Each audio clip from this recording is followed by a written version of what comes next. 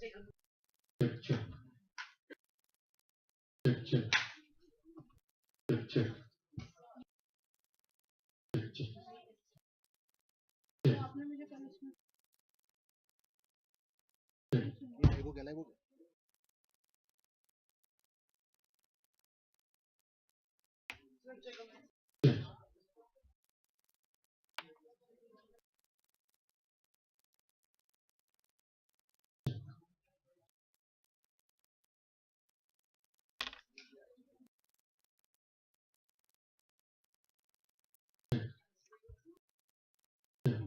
Sir, mic check.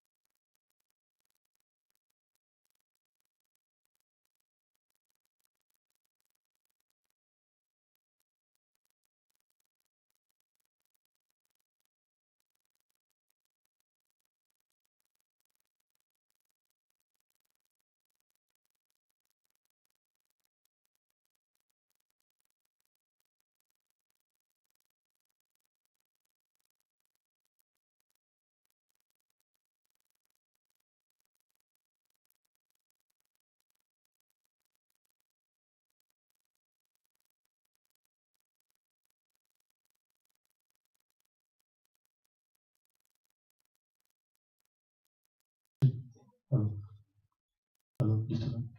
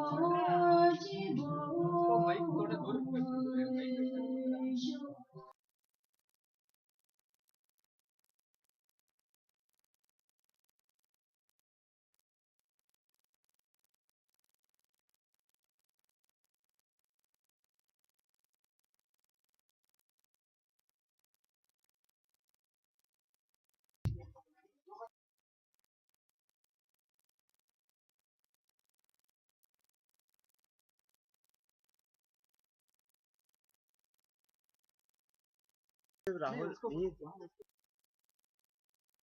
the video of testimonials. montage ना पूरा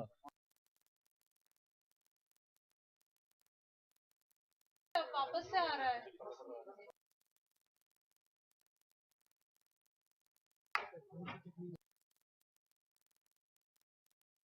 फिर आ रहा है तो क्लास नहीं किया हाँ फिर बा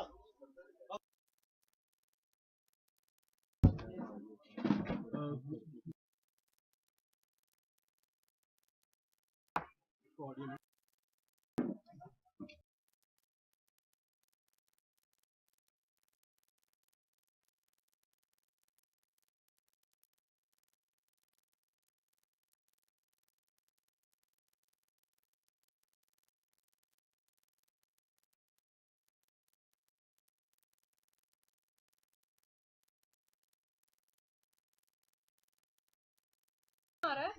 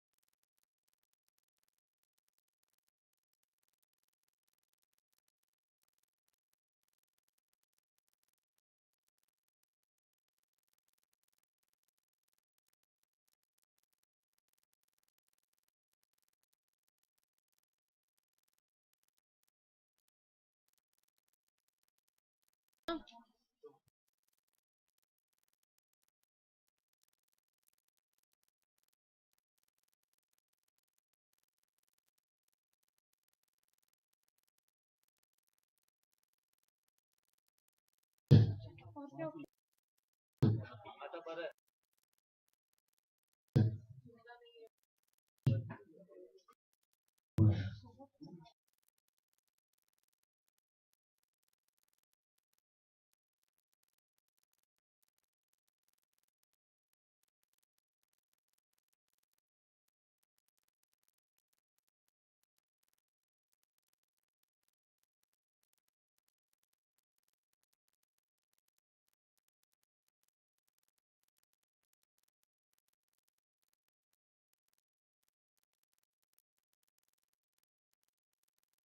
Mic audio clear है. check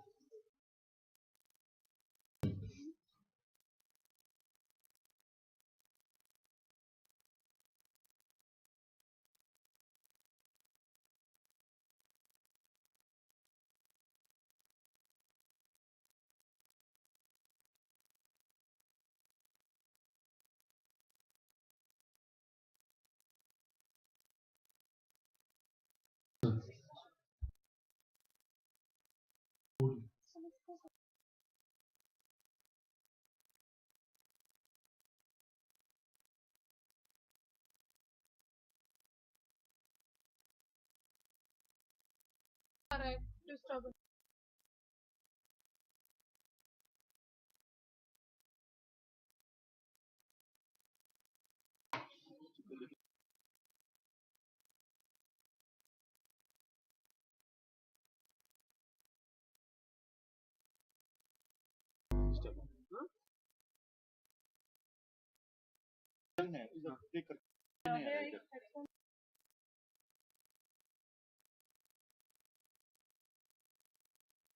होएगा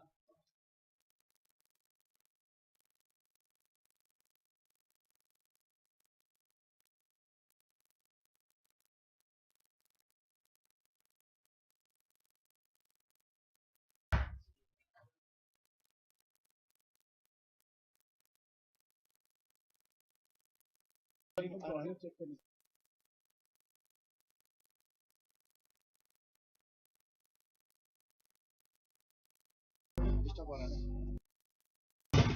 हाँ, that's from him.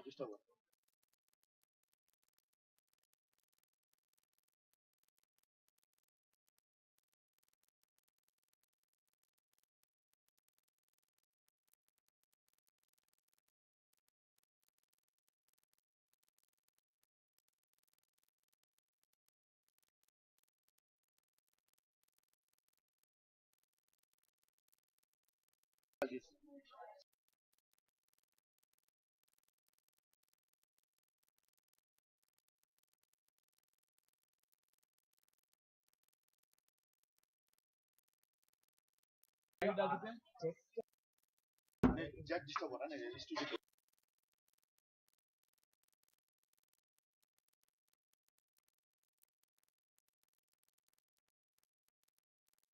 सर वो कोड माइक उधर का एक बार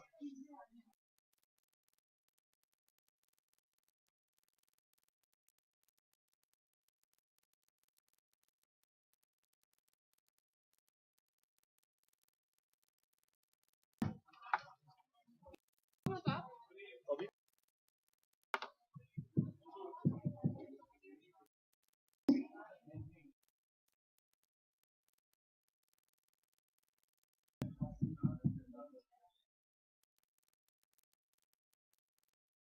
माइक इधर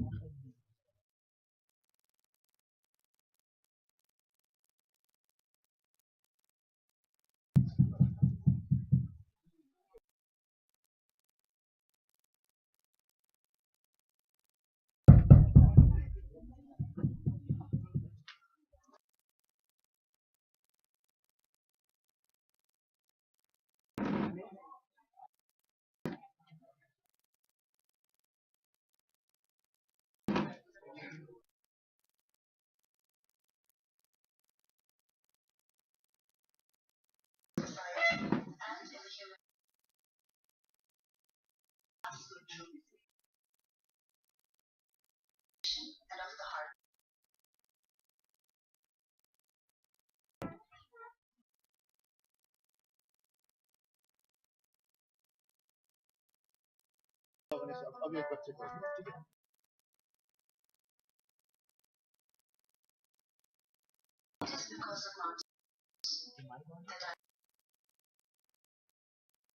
जैक लगा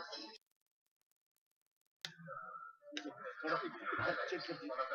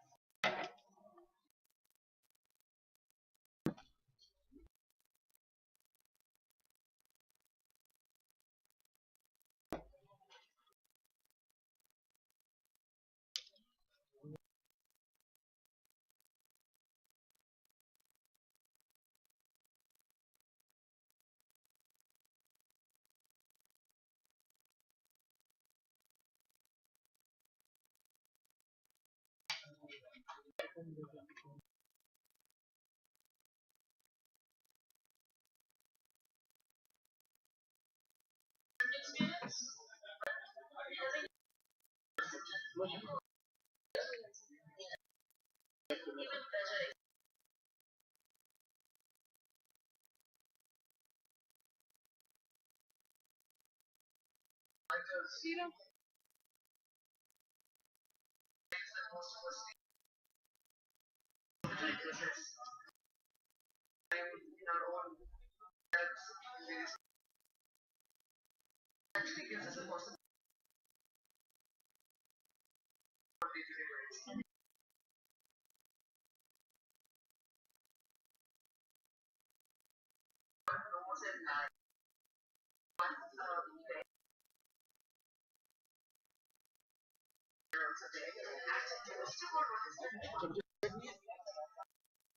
लिया था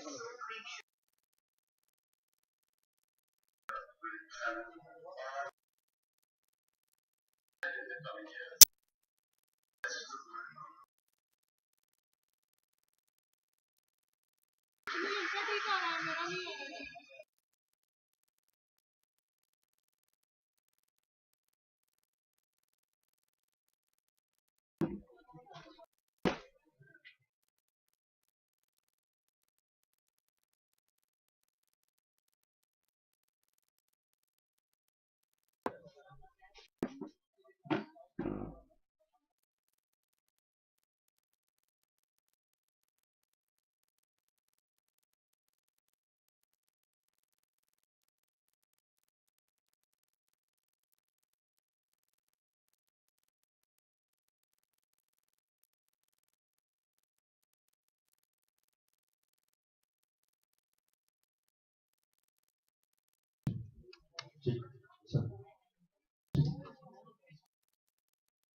प्रियंका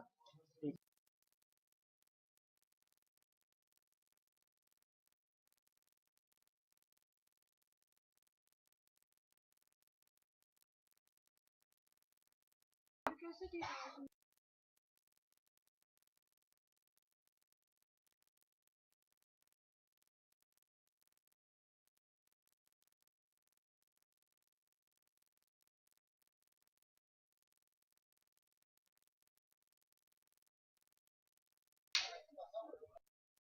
पता नहीं, एक इधर यूज किया दूसरा पता नहीं।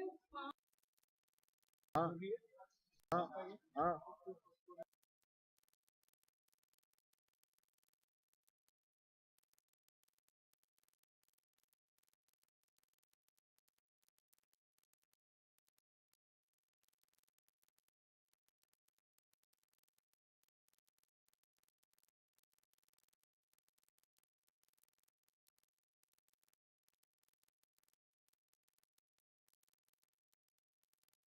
वीडियो है। नहीं डिस्कनेक्ट भी लगाना पड़ेगा वो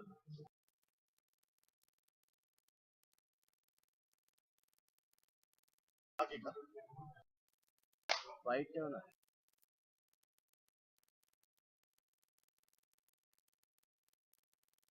मैम क्या है ना जैक तो जैक खोल के वेल लगा देंगे ना व्हाइट निकल के वेल लगा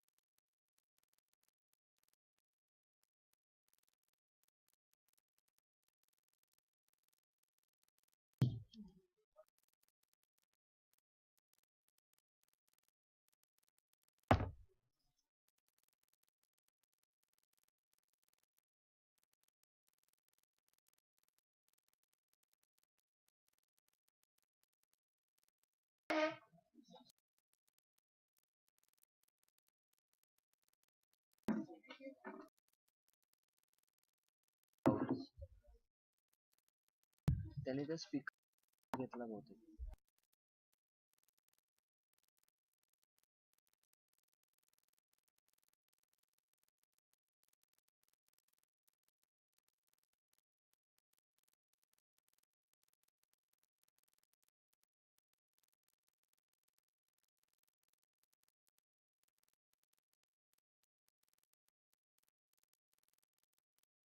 सही आ रहा.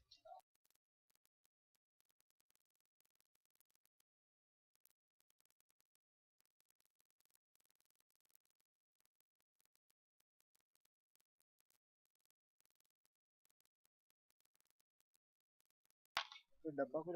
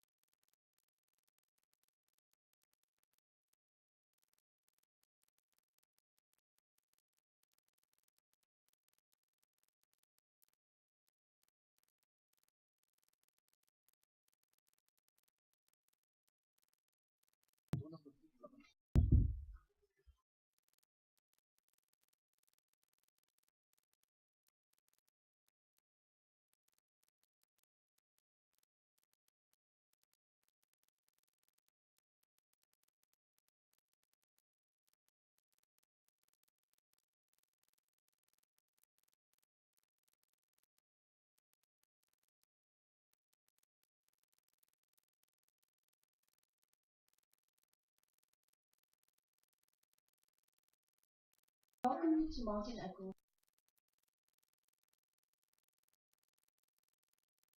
of Writers by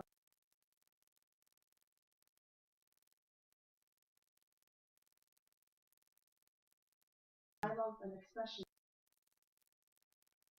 Story request number 13.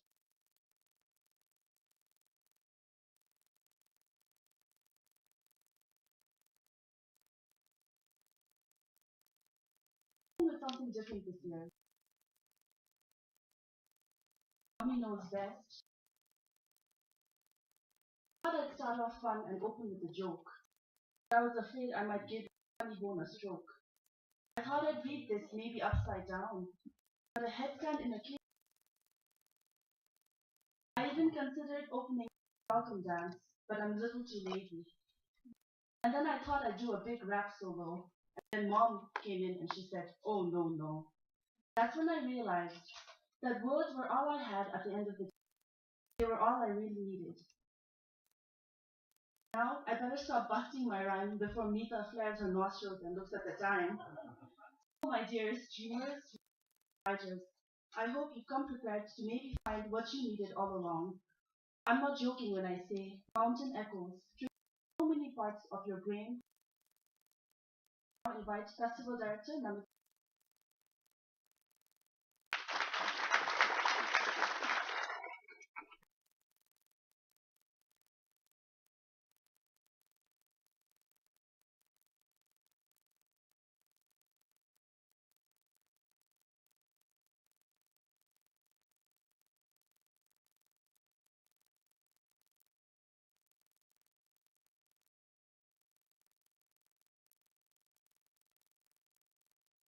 Is known and recognized Bhutan, Damo Yangchen.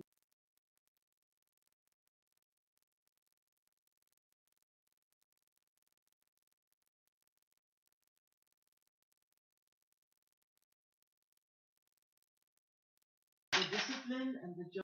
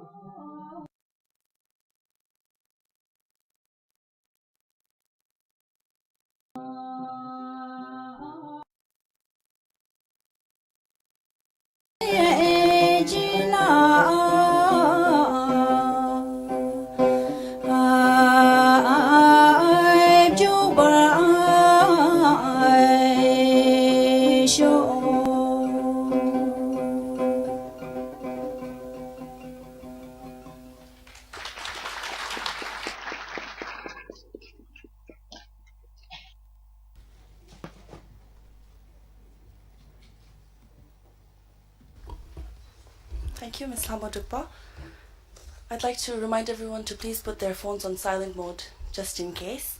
And we're going to start with our very first session for today. For our first session, I welcome one of Bhutan's most reputed authors of The Treasures of the Thunder Dragon and of Rainbows and Clouds, The Life of Yab Ugendoji as told to his daughter, Her Majesty the Queen Mother, Ajidoji Wangmo Wangchuk, in conversation with an accomplished translator and writer, I'm sure we all know who she is, Ira Pandey. She started her career as a university lecturer and taught for about 16 years in Chandigarh in Punjab University. Her first book, My Mother's Voice, a memoir of her mother, the famous Hindi writer Shivani, was published in 2006. Her Majesty will speak about the values of compassion in Buddhism and daily life. I'd like to invite Your Majesty and Ms. Ira Pandey.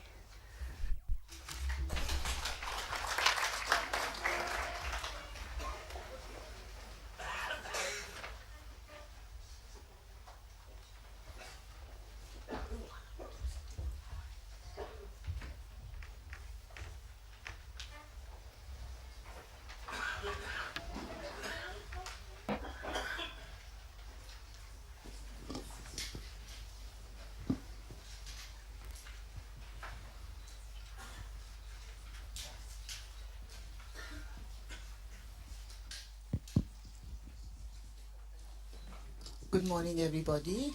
I bring you greetings from all of us who've come from a land which seems now like Gulliver's land. When I came here and subsequently when I heard the gentle, soft voices of the people who've been speaking, I saw the beautiful Queen Mother, who's like no Queen Mother I've ever seen. I began to feel a little like Gulliver in the land of the Lilliputians. And I thought to myself that perhaps what makes Bhutan so special and all of you so different from the rest of the mountain people that I know is your immense belief in the goodness and the sanctity of your environment. It's something that we wish we had been able to preserve in our own lands, and somehow we haven't been able to. So when we are invoking Tara today, I would like Your Majesty to begin by telling us what Tara means to you and who is the Tara that we invoke or we need to invoke to make the mountains as beautiful as the land of Bhutan. Tara to me is the embodiment of compassion. Of course, Tara is believed by all of us in the Buddhist world that she emanated from the tears of compassion of the Bodhisattva Avalokiteshvara or Cherisi.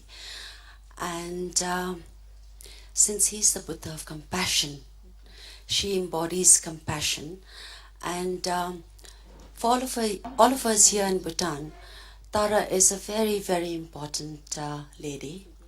And through her grace, today, I would like to, since we're talking about Tara, and I would like to say that we are invoking Tara because we need to invoke compassion and to make compassion operational.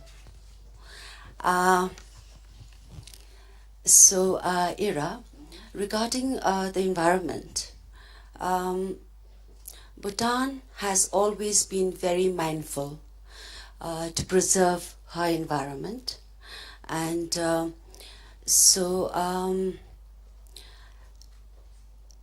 policies were in place so many decades ago by the vision and by the execution of His Majesty the Fourth King, and we continue to enjoy his legacy today. And this is, of course, by the grace of our beliefs in the environment. Your Majesty, when you speak of policies being in place and of the immense support that the monarchy has given to such policies, we've had policies in India as well. Somewhere that connection between creating a policy and caring for that policy, perhaps the monarchy is better suited.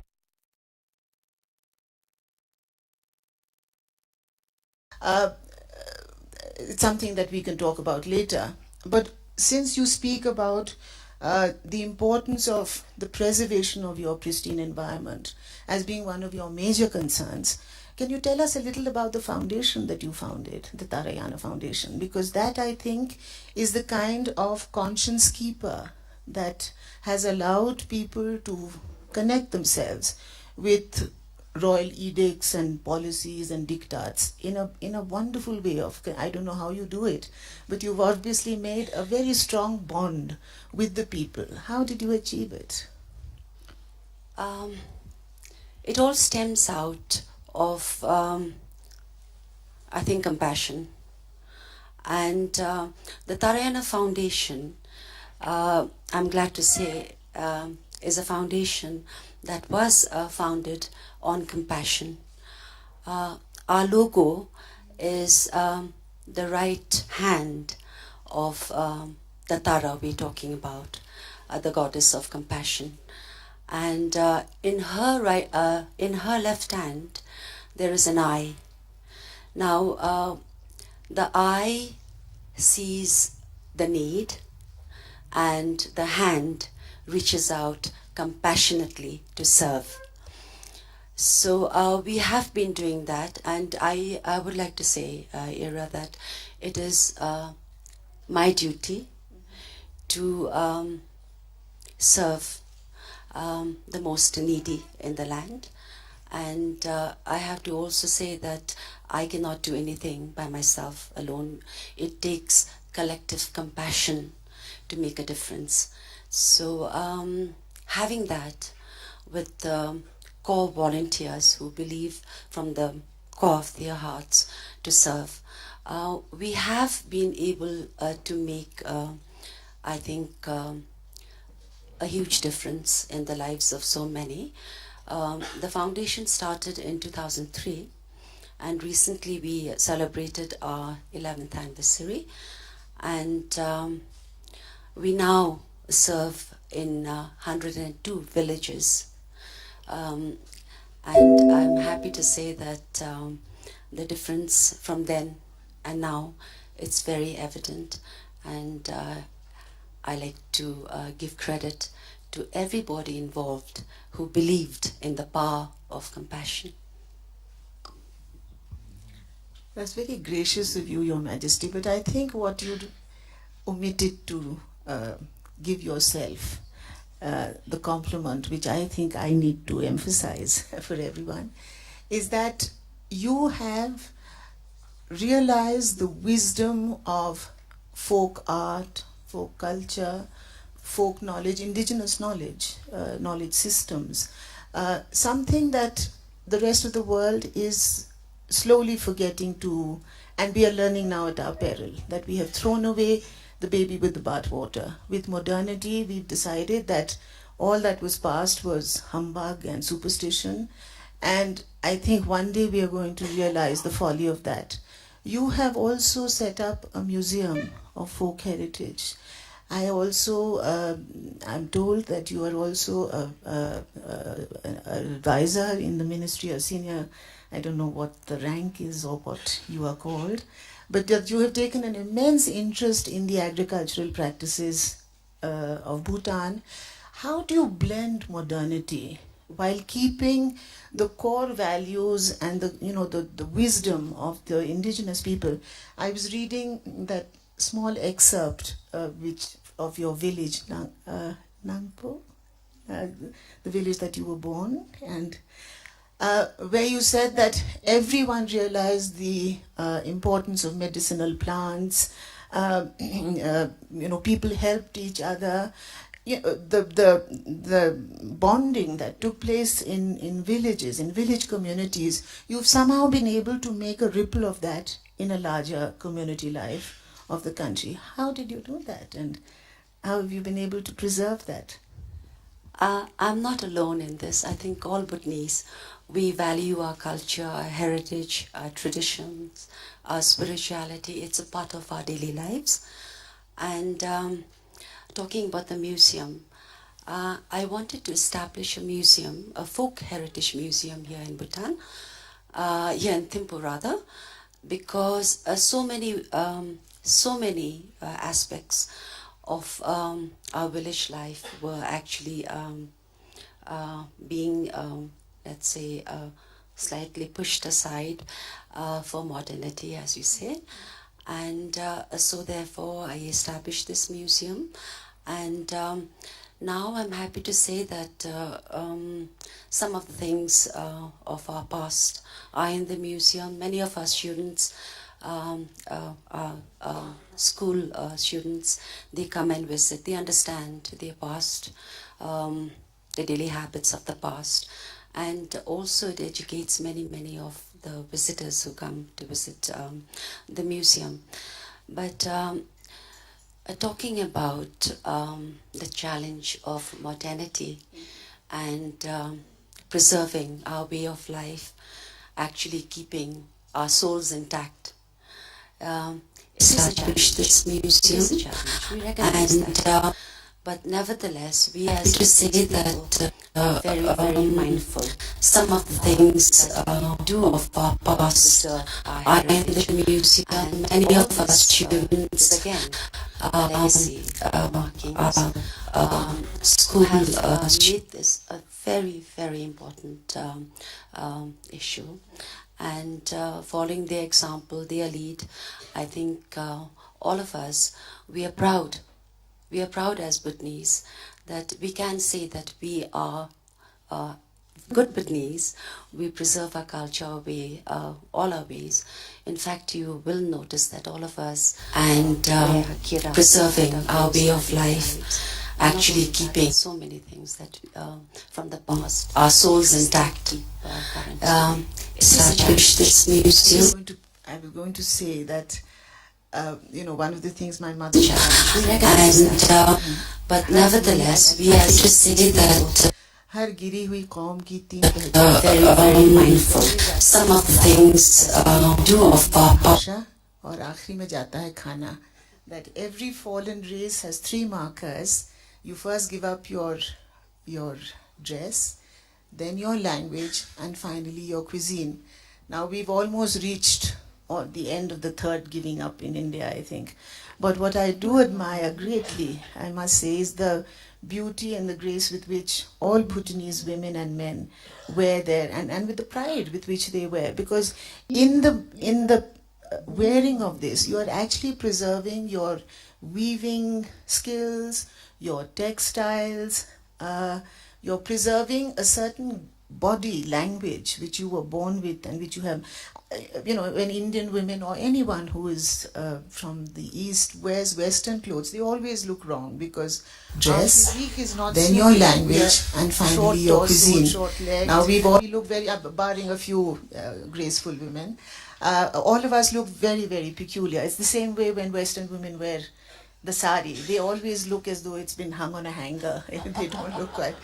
So I do think there's great merit in preserving your clothes, not out of a sense of patriotism, that is silly, but as a sense of pride in who you are and where you're going. Almost reached the end of the third giving up in India, I think. But what I do, I think when I die, I'm going to just put them on my bier and do admire greatly, I must say, is the beauty and the grace with which all. But this is increasingly now a fear in a lot of women of my generation. Your Majesty, Bhutanese women and men wear their, and with the pride with which they wear, because wearing our clothes, they are not eating our food. So where are we going? Who are the Indians of the future? You can say with a lot of confidence that the Bhutanese generations that you are now nurturing are the generations that are going to be there for your children, grandchildren, great-grandchildren. I wish we could say that with equal pride. I think we've discussed in fairly wide detail the marvelous work that you have been doing. I would like now to come to the literary aspect of your personality, which is the one that interests me equally. You have written 2 books, Your Majesty. Would you like to, one is on your father and one is on your fatherland. So would you like to talk to us about what inspired you to write the first book, which is Tales, the Clouds and Rainbows, I think it's called, which is about a way of life, which is a cultural mapping of a way of life as told to you by your father. Would you like to speak about that? I wrote my first book when my father turned 70. And at that time I thought he was really, really getting ancient. And I wanted to record the rainbows and clouds of his life. And also how Bhutan has changed over the years. I'm glad to tell all of you that my father is almost 90 and in very fine spirits. And my second book was the result of my journeys through Bhutan. Now bringing the two together, my father led a very, very, let's say, very interesting life. He was born in 1925, and Bhutan in those days was completely isolated. He had to bring up 9 children. We're nine siblings from one mother. And so he was a trader. He used to go to Tibet. He used to take chilies, red chilies, rice from Bhutan and trade it for salt and fish. And he would also go to India, and from India he would bring cloth and tea and other essentials. And so it was a harsh life for him. And then after that he graduated, as Bhutan did, as we started developing. Once we opened the north-south highway, then he started going into trade. And thereon he progressed as Bhutan progressed. Now, so this book is about his life and about my mother, how they met in the village, and dress, how then your language, and finally your cuisine. Now we've almost reached the end of the third giving up in India, I think. But what I do admire greatly, I must say, is the beauty and the grace with which all Bhutanese women and men wear their, and with the pride with which they wear, because it's really not feeling, let's say, the real heartbeat of all of Bhutan. So going to all the very remote places in Bhutan and being with the people, understanding them, understanding their aspirations and their current existence, made me feel that there was so much to be done. So it records some of these journeys, spiritual also, and also my own journey. For instance, when I was growing up in my village in Nopkang, it was a very different way of life, very different indeed, because during my school days, I used to do all sorts of work to help the family, like milking cows, gathering firewood, and also helping with planting vegetables and in other seasons harvesting them. And it was a very different way of life. Like I say, my journey, I have to be so grateful to this land, Bhutan. I call my heart and soul my pride. This journey that I have traveled, I lived in a village with no electricity. There were no car roads. I saw my first got into my first car to go to school, to Darjeeling, Kurseong to be exact, in a jeep and then in a truck. And it was the most traumatic experience of my life because the jeep smelled so bad. I was sick throughout the whole journey. And then the opportunities that my country gave me is something that I could have never imagined.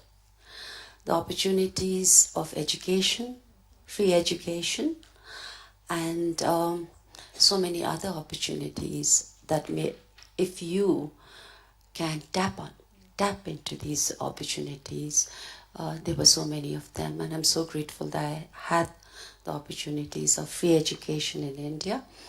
And thereafter, look at where we are now. Most of our country, we have electricity. We have roads now connected to the most remote villages. So I, as a Bhutanese, I'm deeply grateful.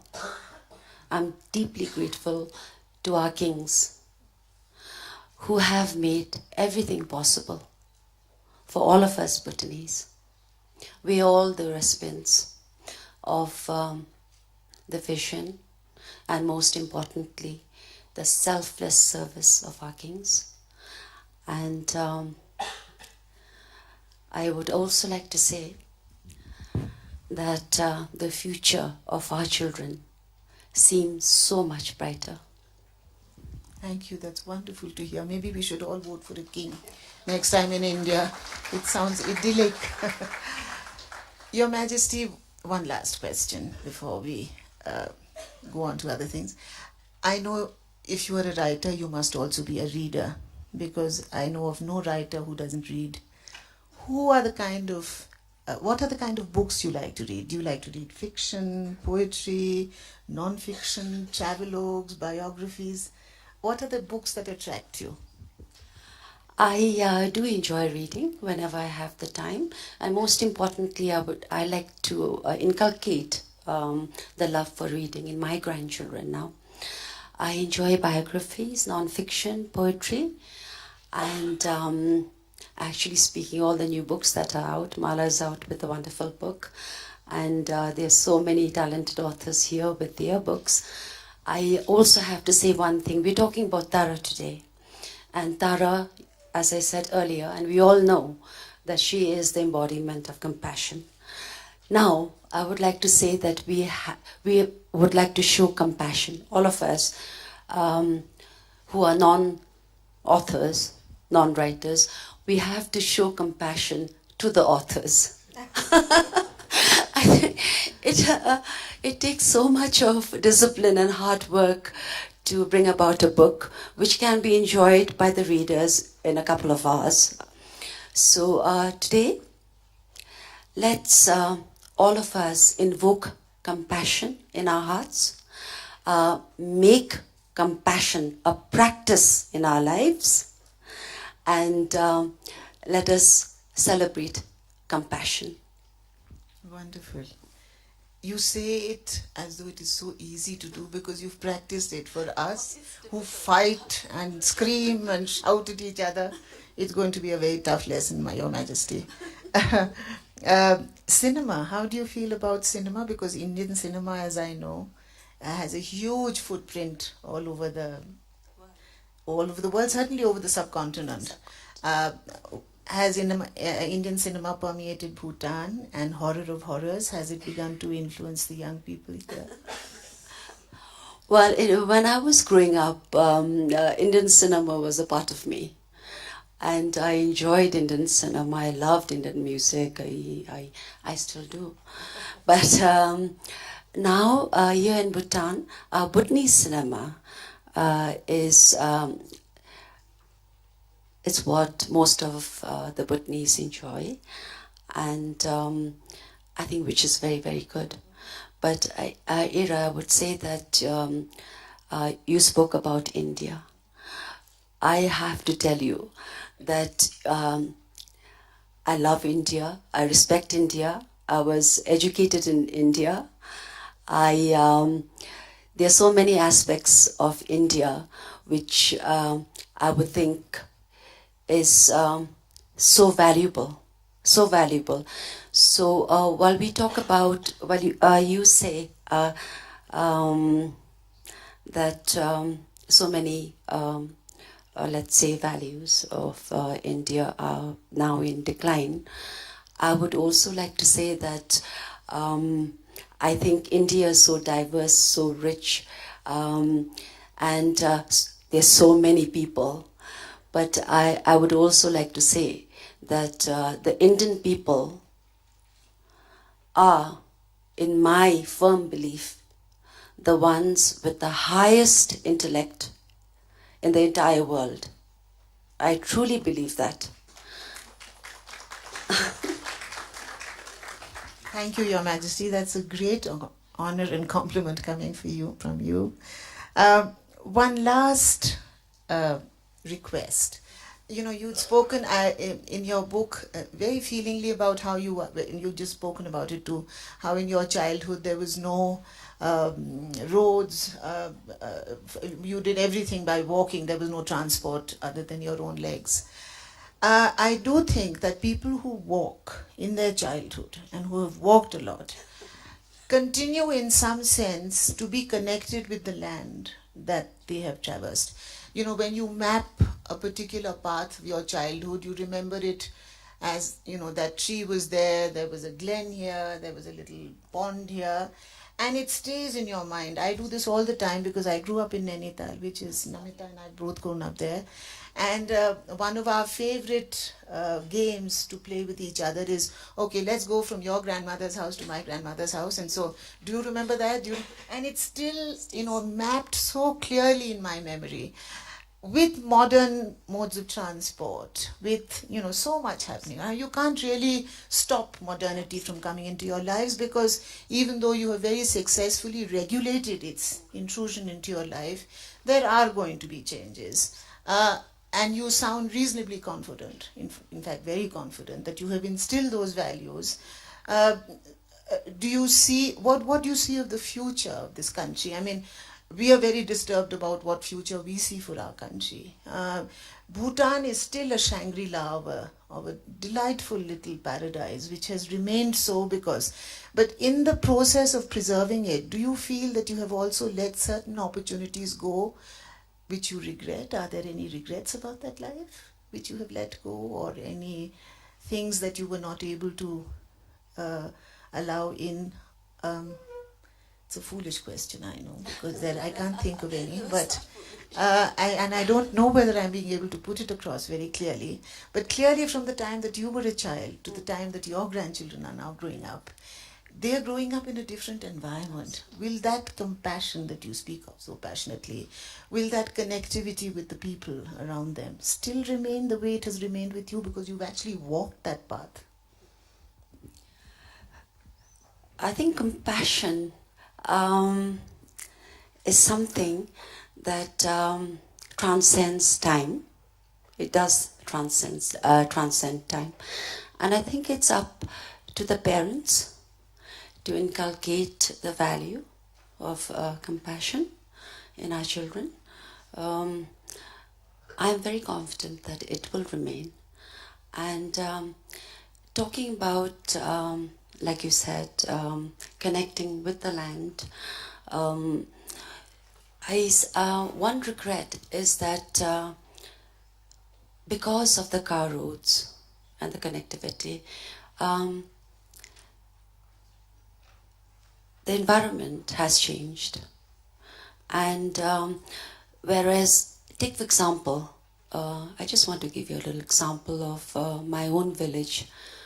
When we used to come back from school in India to the village, they were all traditional spots when my grandfather would come and receive us with the picnic lunch, and then we would at the where you think it'll work, and of course you can't let the tail wag the dog, so just because you've got like one little funny thing to say, you can't write a whole chapter around it. But if it happily fits in, yes, I do tend to pull out my bright shiny things and put them in there. Or yes, like very recently there was this really funny thing that happened. This lawyer from Meerut came to visit my parents, and he came up to my apartment, and he had like a couple of drinks and got nice and high. And my parents were like, so how will you go back? You've had a few. And he said, oh, I've got a driver. And we were like, okay, fine, so we'll walk you down to see you off. And we walked him down, and he stood there, and he pulled out, he was like a really rustic character. And he pulled out a phone, and he said, yeah, bring the car and all. No, bring the vehicle. He said, like he told the driver to bring the vehicle. And then this man came up on a scooter with a helmet, with another helmet. And this gentleman got on behind him and said bye and all, and he drove off. It was so cool. So you're like, that's going into a book. That's awesome. So yeah, that's answer Satya's question. We only have 2 more minutes, maybe time for one more question.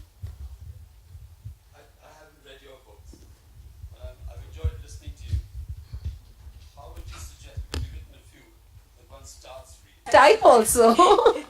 No, actually my latest book may be your type, because it's all about this big sewing unit. You don't even know me. How do you know? No, but I know a little bit. I know what you do. And in the house that BJ built, which is the next book coming up, there's this girl runs a big tailoring unit, and she has all these lady tailors who work for her. And they all have very fancy machines, and they're always saving money to get more. He's the king for that. Yeah. That depends on whether my children are in school and college, or who's home and stuff. Yes, I'm living with 3 teenagers. I'm a very brave person nowadays. So when the kids are out of the house, I try to write 10 to 4. They come home at 4. And then at night, what I usually do, if I have a routine, I would write 10 to 4. And then when everyone goes to sleep at night, then I pull out my laptop like a dirty secret once they're all asleep, and just sort of review what I wrote and polish a little. That's when I'm in good nick, but sometimes I just let it slide for a while and then go back to 10 to 4. Yeah. I think we don't have any time left, but for those of you who haven't had a chance to read Anuja, all her books are available outside. I've hogged 3 of those pricey Thakur girls, but I think there's 2 copies still left. So you should rush out. But thank you so much. That depends on whether my children are in school and college, or who's home and stuff. Yes, I'm living with 3 teenagers. I'm a very brave person. Just a few announcements. There's an session change for the afternoon Taj session, Traveler's Eye. Namita Nowadays, so when the kids are out of the house, I try to write 10 There's also a book launch by Her Majesty the Queen Mother. to 4. And also They come home at 4. for covering. And then at night, what I usually do, if I have a routine, I would write. And yes, tea is from 10:10 till 10:25. We'll see you at 10:25. 10 to 4, and then when everyone goes to sleep at night, then I pull out my laptop like a dirty 11. secret once they're all asleep, and just sort of review what I wrote and polish a little.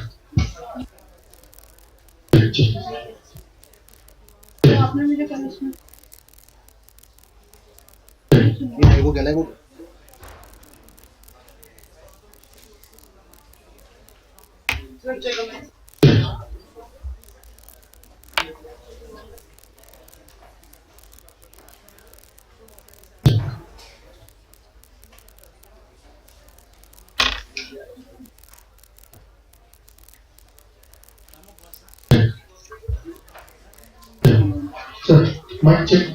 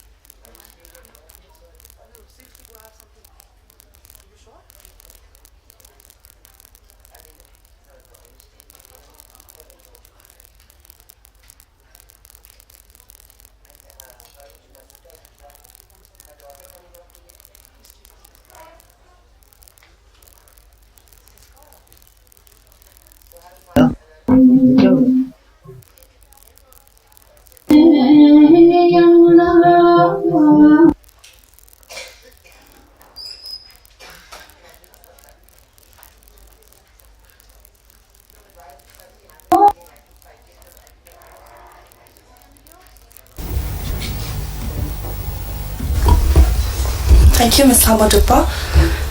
I'd like to... and Ms. Irapande.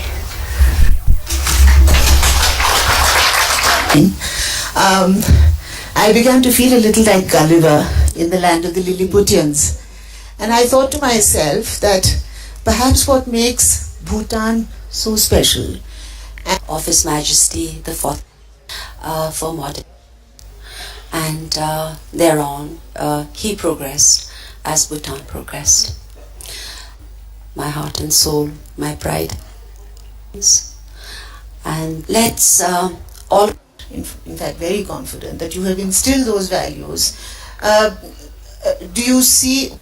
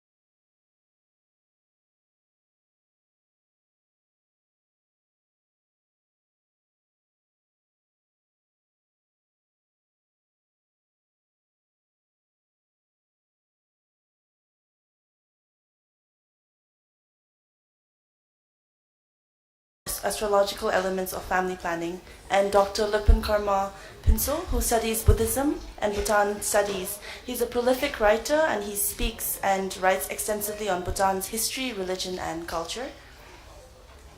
The speakers will discuss the honored tradition of Pema Lingpa, and this conversation is going to be in Dzongkha. Dr. Karma Pinso will be there to introduce and also moderate the session. I'd like to invite all our speakers on stage now.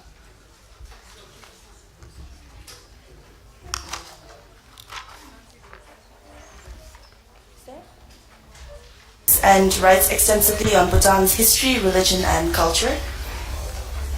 The speakers will discuss the honored tradition of Pema Lingpa, and this conversation is going to be in Dzongkha. Dr. Karma Pinso will be there to introduce and also moderate the session. I'd like to invite all our speakers on stage now.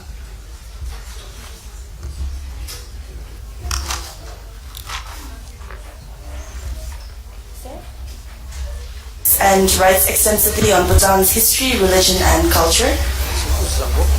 The speakers will discuss the honored tradition of Pema Lingpa, and this conversation is going to be in Dzongkha.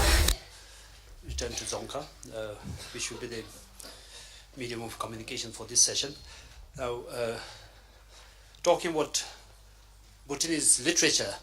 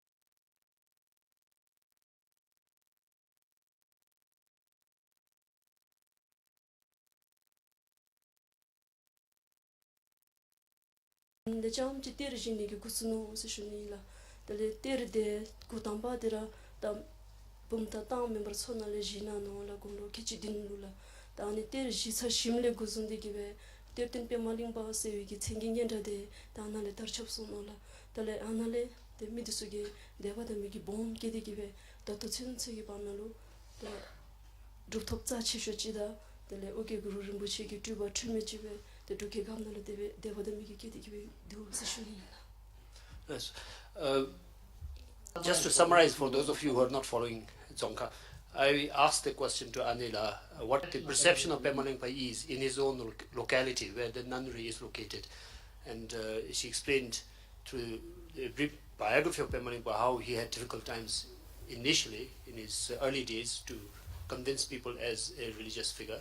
And then later on, of course, became very well known and established himself, and today is being respected as the greatest religious figure from that area. In fact, I will take a short diversion to read an excerpt of what Pema Lingpa wrote. Ema peling khora gonglo shunbi shubdalu midisui te terten tsinida dembe tsimatup dinale chachibyoda pa bumta chukor hakangse kunshusum hakangse shubido de namba finalu number nines me kuchu and nale tepetu Pema Lingpa gi tershi shidu se te tershi ni di kon yukagi yang nyam jui se and bendi tetun Pema Lingpa lu pung cheudalu te Pema Lingpa nam se tu jobe sung sha shap shidu la nam thana ani ngal hawe pige dochigi lodi ji lo dochigi lodi ki lo tangbo mikha phokbe lo minam diwang songwe lo chuji joa kewe lo Dedi Dushik Junzana, Sange Tembi, Nuluksam, Genchu, Maluksam, Chujong Nitu, Chuluksam, Tangbo Dasan, Joake, Shinkamgana, Shujurjang, Guru Tuji Zundu. Okay, short translation first in English. I was saying that Pema Lingpa had a very difficult times before he established himself as a well-known Terten, and one such instance occurred when he was in Chokor in Bhutan. Where he was accused of having extracted a treasure from the Chokor temple and was challenged by the people, and he got so saddened by that event, so he wrote this. What kind of a year is this year? This year is the year of the dog. The year when the mendicant is maligned. The year people have given over to evil. The year a spiritual man is saddened. When such a time comes, I think of the decline of the Buddha's teachings. I think of the low esteem of the three jewels. I think of the weakened power of the Dharma protectors. I, a mendicant, am very sad. O Guru, wherever you are in the heavens, please behold us with your compassion. Dungyen temba tarluksam, mingyen samluk keluksam. Yo jun tama mangluksam, tangbo daksan joake shinkam gana shujuja, guru tuji sungdusel. I think of the surge of evil times. I think of the ill will of evil people. I think of profusion of deceit and lies. I, a mendicant, am very sad. O Guru, wherever you are in the heavens, please behold us with your compassion. Lokta kurde mangluksam, chagdang nyumong ragluksam, rangtong muge cheluksam, tangbo samshin joake, shinkam gana shugjurjang, guru tuju zungdusel. I think of the profusion of wrong view and slander. I think of the crudeness of desire and hatred. I think of the widespread callousness and self-importance. I, a mendicant, am very sad. O Guru, wherever you are in the heavens, please behold us with your compassion. So this is really his cry for help from Padmasambhava. But this really happened because he was a Terten, rediscovering treasures, and people didn't quite believe that he was rediscovering treasures, and even in our times some academics have suspected him to be a charlatan or a fraud. So the ani should kotso dodin jumbe terten jibe dodin juno mola na ani ke sundu jumbe terten jibonga gi agil nesme te ngasi du mashu ji terten imdi shebe te da pebale bu ter gachi shedi alube doji ti college suna la fukarichila ta himara ji maji di maji himagi tuna lebe magi sundu zumbe te tertingi gebo lebe magi tertingi gebo nga is 13기 개보인 수이 뭐라 다니보다 13기 개보 인비 콩지 지금도 지슈와신 마지기 13기 개보 인비 콩로 달람레로 치루레스 랍도 좀베 람레기 숨다리 둘라 디 인데레베 수주로 페말링보 고라기 룰레 배워진 다 가디비면서 오신 에마 구르름부지기 때려 보이 때려 봐 만남에 갑로 때리기 다 자와다 일라세 이도 몰라 때리기 자와 디가 바나니 유스면라 때리기 일라디 장함입지 바디 아니보다 때리기 자와 nga 시미디로 때리기 개봉아 하세 라비세 때페만이 보고라이로 데비메스니 때 때리기 자와가 디에 것이다 것이니 모서진 때아 고라기 룽된날로 아니도 몰라 쇼크세를 릭가 릭망 닥두치에세 아니보다 때리 바다로 쇼크세고 바고 몰라 야니 쇼크세고 바다 쇼크세디로 한번마로 릭마로래 샤유비기나래 쇼크세를 자와 nga 유비스면라 대안이 자와 nga고 리디기베 텔레딜로 신릴 학비기 도르지 제이 답세 대안이 자 아니 튜 실디 신다마로기 잡디기 바나미들로 때 바나샤샤 비비 대안이 딜로 때리기 자와 nga스라 비스면라 대안이 때리기 자와 nga 시미들로 때리기 nga스라 비메 때리기 nga디 가다가면서 하신 때가라 힌스타도 이 다음바라 때리진 냐를 니마예서 니바구로 치왕데 숨바도 질링바 때 지바디 베말링바 때리니 게보 지바세 데베 주이벨라 다 나기 주와기 렌딩 엄마베 다 슈로 지바 하신 다 때리디 거기 때리디로 양아치라 다 벨링이 교만할레바 데로 베말링베 솔데 나니유라 가장 자당자기 작두시 때리신 숨주자니 조딘 케브랄라미 자룹까바바 베말링베 샬라 소원데 세네베 남이다 추려지 배워진 대구를 뭐시 콜로 때리시니기 룽딘디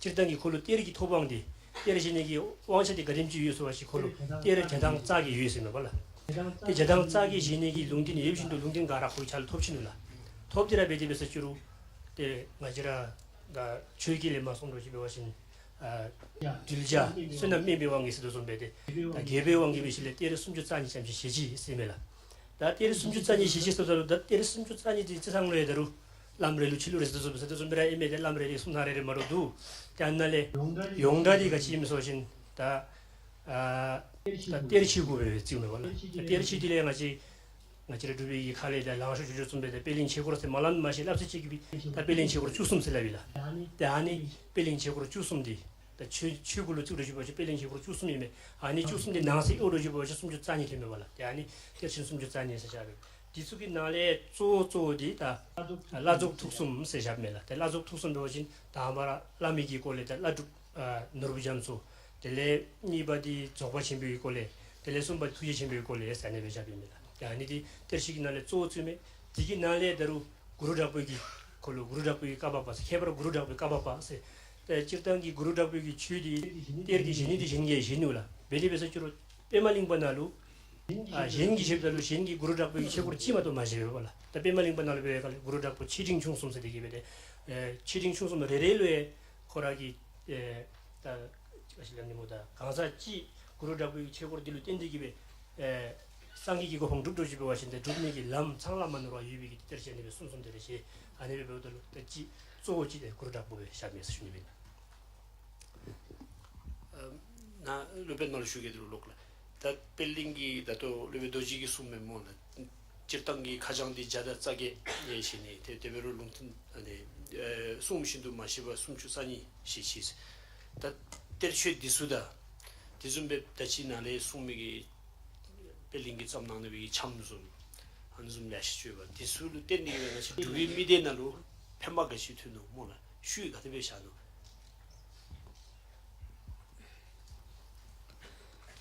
다 데르든 페말링바기라 코기 지슈 더마치 추기 카도다 달레 시카도 추다 싱이 차라나로 다 지슈 bom자노 스슈니베라 다 베나 추기 카도로 좀 집어진 다 빌링기 섭들기 추이드술래 샤텔레지디기베 달레 도딘 데 헤모 페말링바 코로주비가블레 데 마더루이딘 자침부 베라 제디기베 주노 데 좀베달레 다르나 보숨 집이루라 빌링 페말링바 코로다 달레 거기 세 투세 다와기 첼라 달레 투세 다와기 세 게세페 마틸레스 콘숨기 뚜고 또또 용달로 빌링 yap스 숨스 슈모라 다니 잡지 간데 두고 달래 잡지 손도 rumbuche 달래 잡지 신셰 투세 rumbuche 코 넘버 숨기 더 빌링 섭들기 취디 뭐지 두개 감나 마세 치게 갑순에 남슴 더잡 지디기 회도 수준이 드숨베 때 취주 준비기 로마에 더 레셔로 유수준이 나더 두개 감나루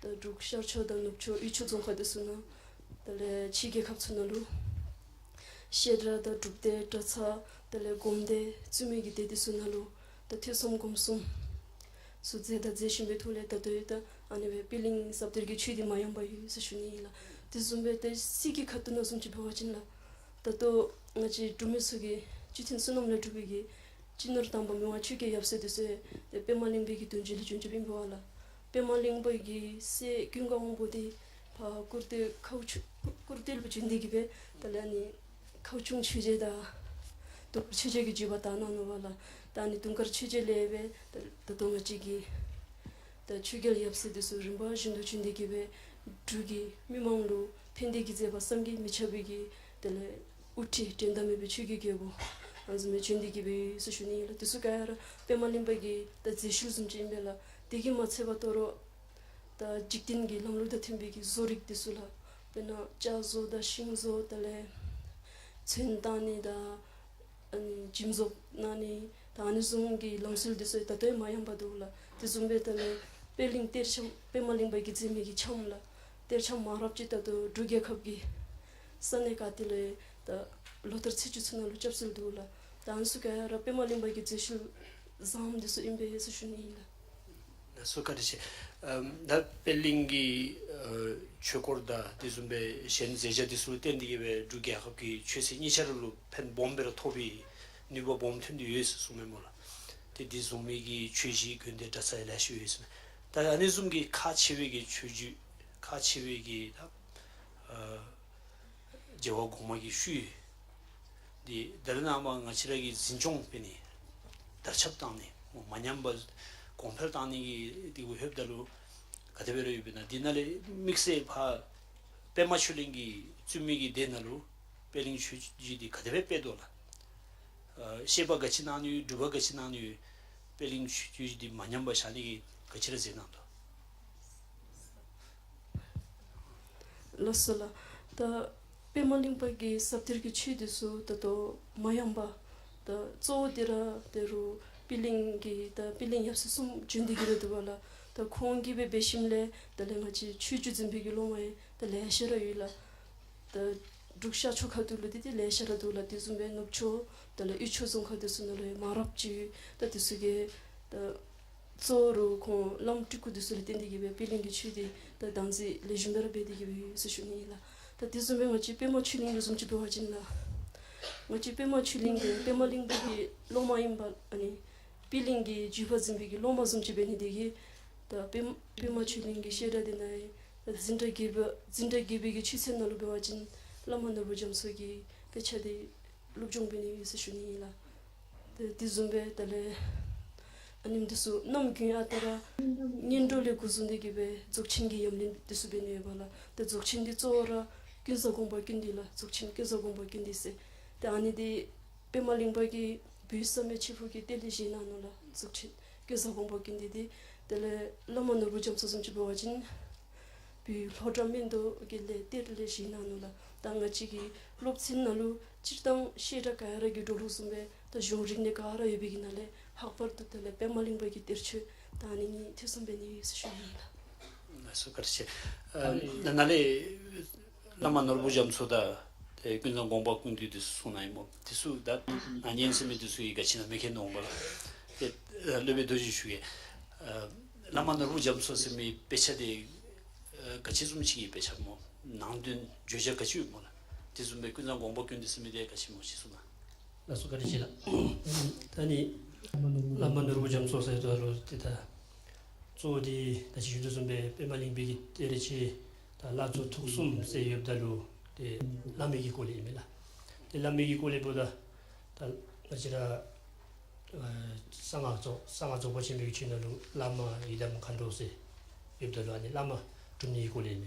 데니코 니디데 띠르숨 지보신 가텔리 시시모서 하신 데 다시 날레비 마이스노 좀베 비 호자네 데 알람 Pema Lingpa ter gunglo sumchu sogu de jibe shubi kablo shinu de ter da ji shudu sumbe da ter sumchu soni ter chin sumchu soni se 진이지 다 dele tergi jangha ane shote sumchu soni be 진이지 da ne be tsiyu dalu da ter terga jugu babe imese de da digi da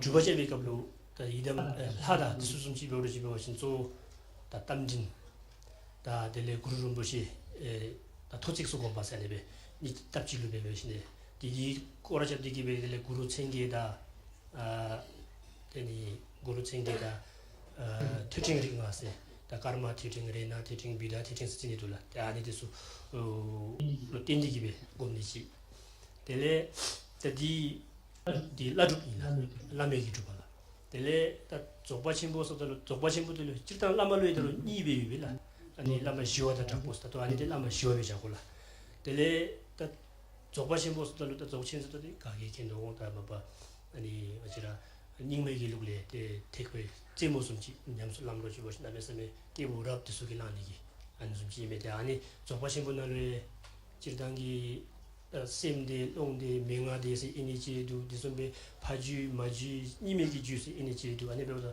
다 군상공디디 파주 마지 이미지나레 요로지 보신 파주 베자비메라 델레 데 파주 베자들로 찌땅기 남준로 배워진 탑쪽으로 된 발로 파주다 셰랍 쪽으로 된 발로 된 마주세 진이도 대보다 빌링기 갑로 파주샤고미디 대베메 마신다 데 군도 상보 공부꾼들이 주의세 아니면 하거라 옆군도 장볼래 천대디기베 주기 천대네 비는디기 파주스 자자비 있습니다 디좀베 마주디 롱셀 바마디 군도 장볼 롱셀 바로 주의세 디기네 이니디 니샤라 다 셰랍데 조팀 비습니다 다 셰랍 조팀 잘로 다 지주도 좀베다 셈데 롱데 맹아디스 수미베기나 레버 베르지 버신 다 군상 공들이 다 맹아기데 다 칸르인디 맹아기데 조팀 바이스 이 해마 구르름부치기야 비루 숨비갑로에 칸로 예시 속에다 아니 구르 게보티 손조지 코니로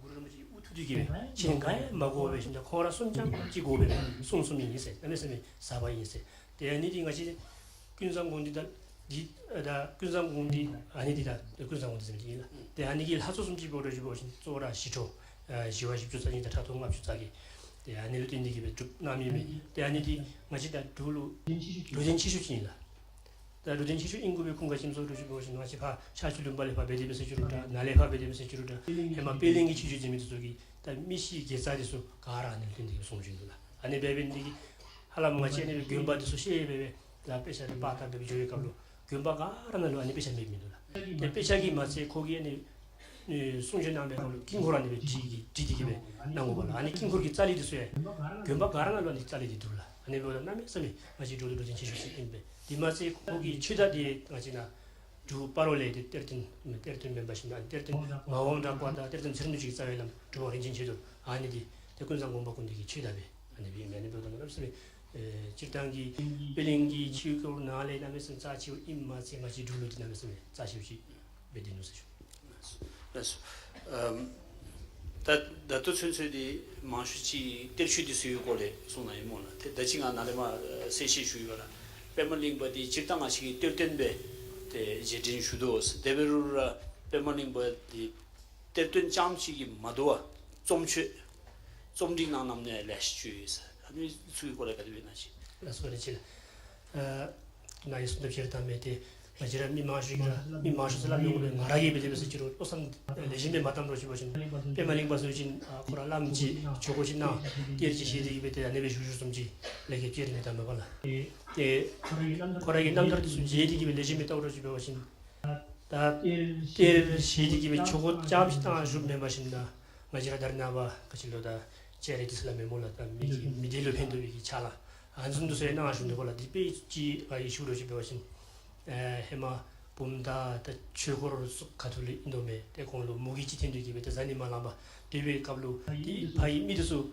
우라메 마신다 바 추메 가돌로 스님로 진도 스님로 조달로 대코라 조지 미소도 먹을라 단면에 빼만은 보러 아치기 차로지 메미수가 갔어요 같이 스님 조고에서도 빼만은 보게 뚝뚝서 시기 시디베 코지메 스님 톱 그래서 윤토를 좀 지가라 라니 우리 제호르 미드를 곱시자들 아니 나둘라 데다 다니버들로 되고 연습에 미들로 예전 미들이 삐전이나 디마세마 접들로 나나 마체베 접로 거기 참가소 디즈메들은 하가만데 술라 연소주 뭐라 아니 좀 텔레 페나 쿠르텔리즘 집에 때리십들로 때리수에 쿠텐디수 집도 집에 오신다 쿠르텔리즘 미기나 촌남 맞이 마신다 쿠르텔로라 샤는 거라 대안에 좀 미들로 뱀배 잘 내시지누라 대 좀치 텔레주로 집에 오신 좀치 텔레에 때리시던 디위기 좀치다 때리시던 마지위기 좀치세 한번 이미 둘라 다 때리시다 디위기 좀치 디디다 아직 장함이 집에라 때리 유리 유치를 거기 양진 제바 양진 왕 양진 티 양진 잡치 아니 좀 내셔지 되시는 거야 다 때리시다 마지위기 텔레주로 집에 오신 다른 나방 아치라 투생아버 투세 나와게선 공기 갑로데 빠고 집 유 할람지 않는 수노 디나마 수비에도 아니보다 디나로 페나 순데기리 숭구르기리 랍제기리 이좀에 뎀지기 마도가 다른 거지 다나바 캠보드 속에 땀도 좀 내라 각자 봉송이 걸레 페나 예배지 주로 집에 오신 마지라 까지도 속에 하들레 배우신 남도 칠구세 디도 뭐라 남도 디라 칠구 인세 예를 페마링 보기 들로 각바자 되게 다시도 갖고 왔는 얘기입니다 남도 칠구 맨세 아니면 각바자 베베 안좀 제제베 다 각자 봉송이 걸레 디좀에 세마기 남루기 돌레 베실다 딜린 땅인 좀비 토왔으나 안는지 디나르나 섬에 세마기 남루기 돌레 따저로 끼지기베 차바 끼지기베 아니면 제시자베도 아니면 별로 페마링 보기 마지라 찔당이 놓선 나도 좀 지나려면 거라 제가 아니고 투지 주로 집에 오신 대로 지 공기 송송기날랭아기 가족지 제에서 오신 때니 두지심은 민세주미기 접시순 집에다 납디 리우게 봤어요 납제면에 줘라 마치 초보들로 가리비 배고비나 람가순 땡고비나 안수 아메서에 고 대토토베 할람 아니도들로 마치 정하는 일이 접순배다 예 람가순 땡고비나 람리 추주다 가리비 주고비나 람 안수데 차상지 다르나바 찔당기 중범스날 티노좀 매마신나라 마치라 로라도 좀 베베 디자 아니나메서에 열심히 통지세 So, that for those of you who didn't follow in Dzongkha, I am sorry, in the interest of time, I couldn't interpret everything, but we basically discussed the legacies of Pema Lingpa and their impact on Bhutan, particularly the literary legacy, including both the revealed treasures as well as his written works. And more or less we ended up with Lupendoji explaining about Pema Lingpa's diverse writings, which all culminate in his writings on the mystical practice of Dzogchen. And I think it will probably be fitting to end the discussion before I open for questions and answers. With this, again, a piece by Pema Lingpa himself. Pelingkora pakurtu jumdalu dugi barchichi chappe te ani duidilu zokshengi golebe lensung sumchidubala. So he was visiting Kurte and he had some non-human spirits trying to obstruct his work there, and this is what he sang to this non-human spirit. Emma nimi nerjur pelinga dene tangpur namu marik gem longmai marik chube duktangwe delpong duglang mangdujung nyong ne zimbi nijung joshe hajete ati sabdun menjane denzin zadu menditang timba kala dengwashin nyomong dungne rangsarshi nyomong chube nele dol. I, Pema Lingpa, a yogi of the degenerate age, since the beginning of time, was fouled with the poison of illusion by the blind old lady of ignorance. When I was tormented with poverty and pain, having been afflicted by the malady of negative emotions, I consulted the physician of remorse and renunciation, and followed the remedy of profound Ati teachings. Ati refers to the Dzogchen tradition. With mindfulness, I consumed this medicine, and just like clouds dissipating in the sky, the malady of poisonous emotions naturally disappeared. I was liberated from the disease of illusion.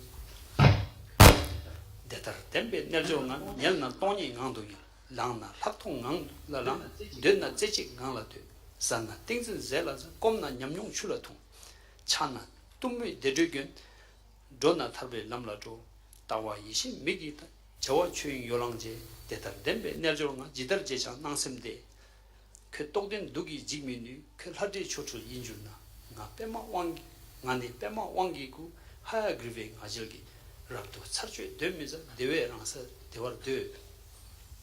I, the yogi who possess such remedy, I sleep in this state of emptiness. I wake in this state of insight. I sit in this state of concentration. I eat the food of meditation. I drink the fluid of experience. I wear the blissful heat of Tummo. I walk on the path to liberation. I see with the eyes of wisdom. I work on the project of Dharmata. I, a yogi who possesses such qualities, have peace of mind in any situation. O Togden, I cannot be harmed by your poison. If you are an apparition of the Hadhi spirits, I am the embodiment of powerful Pema. With the supreme confidence of Hayagriva, I will surely vanquish you. Therefore, stay in your place in peace. So this was his reprimand to the evil spirit who was trying to obstruct him. Da anju jabe male diwasunduri mola sikarma adudeshtu peling chuju da pemaling bokoragi kole male kachi sunduri. That's all.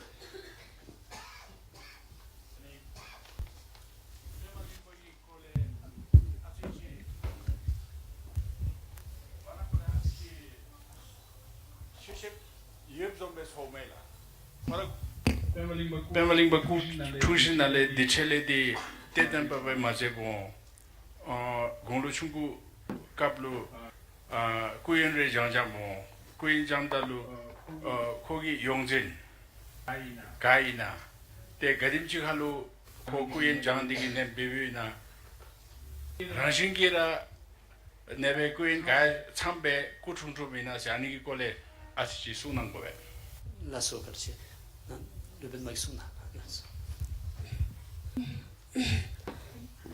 Lasso la karche the ji nagi shiva la tetin pemaling ba golo kujib da te kokorogi ageda chikhalu tele chazo da shiuzo la so be zuri ki jawaze de ki be shunu bala te anale be shun golo kechi dinchin se de ane be zuri ki chala je de ki be shunu na ero pemaling ba korogi namthar de sunare de bala te kogi lebe ane tinte be mindula tenagi maje sushuni la kakhala sobe yirikda zorik disoe te malhaba kenkebin se ane bedu la te gono kechi din shibda chamchi tanale terjini ki kusuno wala tane boda lebe ansum timbe ki loje mako sushuni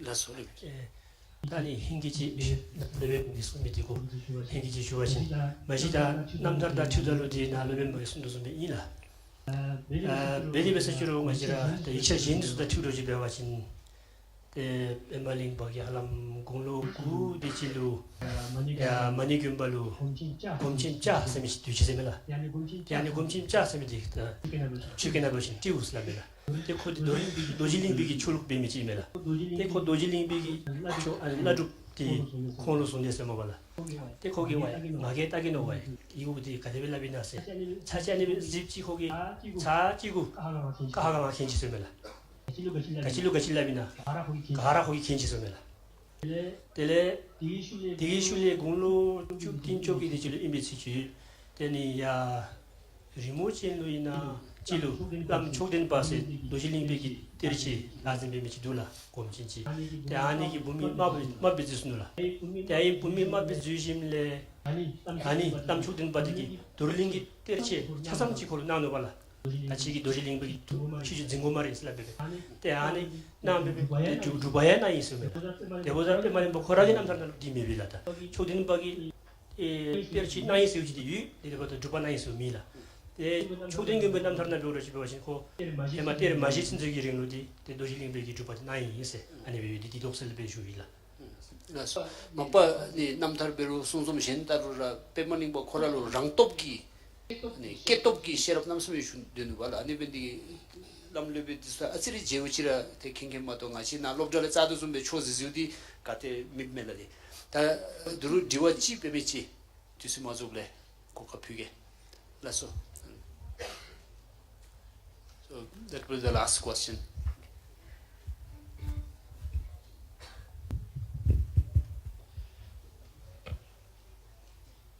Good morning. I'm Sangi Choji, and we are from Bhutan GNH Youth, and we are very privileged to. We are very honored to be an audience in these events. Though it is not very good to speak in English, I hope so. But then I'm taking this privilege on behalf of our friends because some of them are not understanding Dzongkha and they are requesting you to please convey in English. So I have few questions. Can you reduce it to 2? Okay. So let's make this into 2, but with kind of suggestion. So I heard you talked something about the date of birth, but I've forgotten this to list down. So can you please tell us the date of birth of Pema Lingpa and then 1450. Okay. 1450. Please proceed. How many years did Pema Lingpa live and when did he attain Nirvana? And so today, do Pema Lingpa have tilkus, and if there is, so how many tilkus are there in Bhutan as of now? Thank you.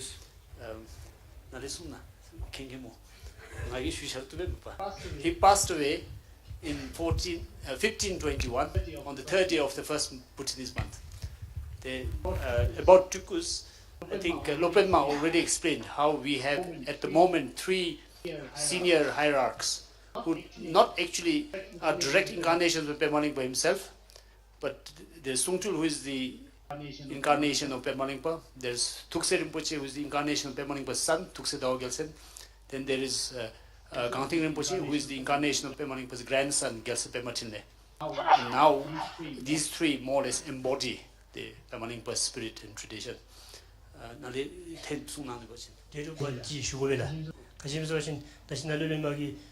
다우 주집에 순대가 몰라 이 이라 순담 마를 레셔도라 남들 해먹이도 주절로 라루기 다우니바 라루기 주집 순노 발라 때 체감증하기 레심을 십술집에다로 다우 주님 나이메라 다우 주님이 제 주영아도 투는 없어 그 집에서 와신 다 집에 제고미디 딱이 다와서 진일 한 번만 레셔도 발라 줄 딱이 다와 주절로 딱이 다와 주님로 찜이지 쭉쭉 루찜이지 또 다음에 뭐마지 빼만인 거 주님로 지나는 네가 집에 씹어서 와신 거 카르마 겔 법다 순노 발라 다 카르마 겔리 다우 주님이 세종아 참 길 법이다 주집이 세종을 미호라 아니 빈디기 다우 주님이 세종을 투는 디루진디기 젤다디에 다웅아바나 메마시나 다우 두발로 포메에세 빼만이면 누레 배워진다 다니디 떨었으면 마시라 그질로 마치레 까진 지족이 믿어서 예레미야로 지 중거리 돌려 배우는 거라 지 양일의 대비기 돌려 배우면 아니면 같이 시고 같이 다니는 이슈잖아요. 가리지. 나 수까지실 나 나레마 윤퇴 만 아미기 이차로 까지실 수게 될 말에 지원 아미도 수에 까지실 수게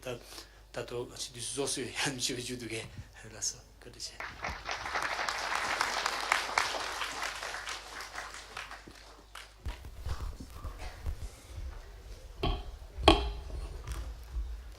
Thank you very much, sir. Dark Night of the Crime, that's our next session.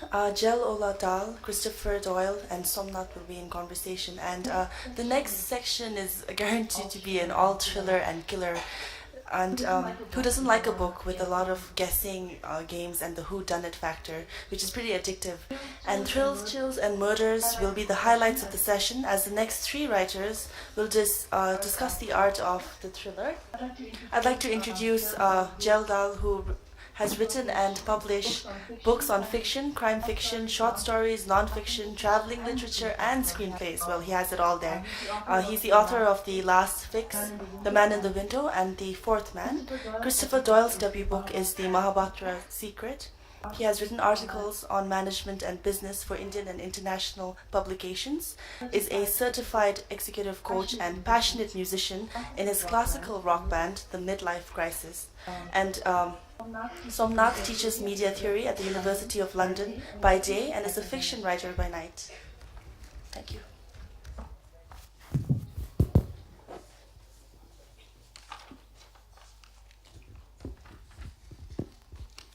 Good afternoon.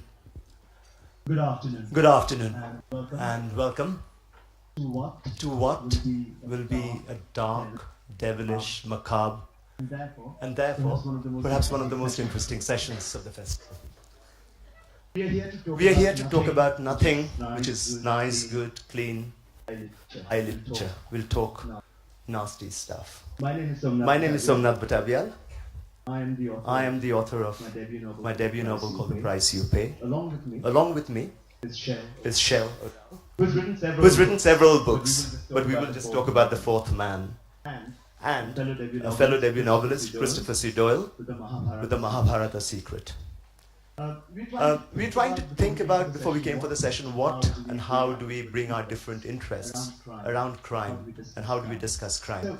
So I will try and invite my fellow panelists to talk about one of the first things which we want to think through is how do we use crime? How do we approach crime in our novels? I'll start with you, Shell, and then perhaps you, Christopher, and then I'll come in. How would you use crime for this particular fourth man, and also generally perhaps your novels? Yes. In Norway we have a long tradition of crime fiction, and almost 200 years. So I feel I'm part of a tradition, and at the same time it's a very specific Nordic in a way. So what I do is to, I see, when I see a complex society and you see the individual in the society, and crime and punishment is, the crime creates stories, right? So my protagonist is policeman, two policemen, and they go into these more complex stories of crime, which often is murder, and my interest in that is to go to search out why things happen, why somebody is making these extreme choices, right? And in this particular book, the policeman himself is forced to do extreme choices, so he becomes a criminal in a way himself. And I like to play with those conflicts that interferes in a story like that. Just to come in very quickly to explain that a bit more. So you're trying to blur the clear lines between law and the criminal through your characters. Yes, because I think there's there are always huge grey zones between what is right and what is wrong, and the law just put the border. But we are human. We are human, and we make choices, and there are always grey zones between what is right and what is wrong.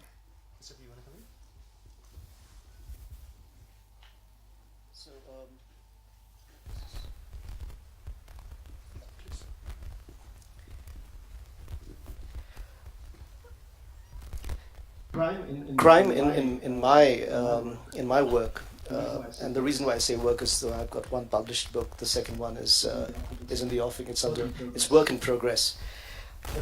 But the way I look at crime is as a very interesting device to propagate some of the things I talk about. Because I'm my work is more in the genre of thrillers. There's not much time to do extensive character development. But the focus of the Mahabharata Secret, for example, is on interpreting Indian mythology through science. And my book starts off with a murder. That's the first part of the crime that's involved in the book. And then, like any thriller, there is a chase between very basically, but the forces of good and evil. And the forces of good are represented by real life everyday people. So I haven't taken in policemen or detectives or the ordinary people like you and I. And it's about the whole story is really about how they go through challenges. They try and overcome them through the course of this search for the Mahabharat secret. So for me, crime is a very interesting way of creating plot angles, which can then substantiate the technology and the science that I'm trying to use in the interpretation of mythology. Thanks, Christopher. And I think the way I have used this particular incident of crime, a kidnapping which takes place in the book, I later on found a much better explanation than I can ever give by the master of crime storytelling, Alfred Hitchcock. He says that you can use a bomb blast in two ways. You can have a massive blast, show a spectacle, and it's over. Or you can have that where the audience knows that the blast will happen for about 40-45 minutes, and everything around it is that a blast is about to happen, and you build up the anticipation. So while you two guys have used a murder to kind of either detection or your other way, the other things that you wanted to talk about, I used the notion that a kidnapping is about to happen in Delhi. The police know about it. The kidnapper is about to come. Few of the press people know about it, but no one knows who the kidnapper is, who the kidnapped person will be. So I try to kind of use that as a backdrop, the kidnapping itself, to tell other stories like you do. So when we say this, that if you just the last 5 minutes what we spoke about, us three, we approach crime in quite different ways. But then suddenly we are, because of marketing and sales compulsions, we are all called crime writers, and we are slotted in a particular shelf and asked to sometimes do workshops. But we write in very different manners. So let's kind of try and think through what crime writing, the crime genre, which has been around for so long, from Sherlock Holmes to the thrilling James Bond, the whole kind of crime writing. How are we pushing the boundaries of a genre which is so evolved in certain ways? Would you want to come in and talk about it? In the Norwegian tradition of crime fiction, we have in the 70s there was what do you call the social realistic period in literature. It's a difficult word, but it was common to write, to use crime fiction to write about political issues, social issues, because you can ask who commits crime. Is it a poor person or is it a rich person, and why? And today I see there's a development in a bad way in the Norwegian kind of crime fiction, because it tends to be more and more violent. And I don't like that. I like I think that the old traditional, like Conan Doyle and Agatha Christie, has a lot to give away to newer writers. So, yes, Christopher. So the way I look at crime writing from my perspective is crime has been around since the dawn of humanity. I think Bhutan is one place where you are very lucky. You've got a great place where there's barely no crime. But most of the world has had crime for thousands of years. If you look at the Mahabharata itself, it's filled with stories of crime.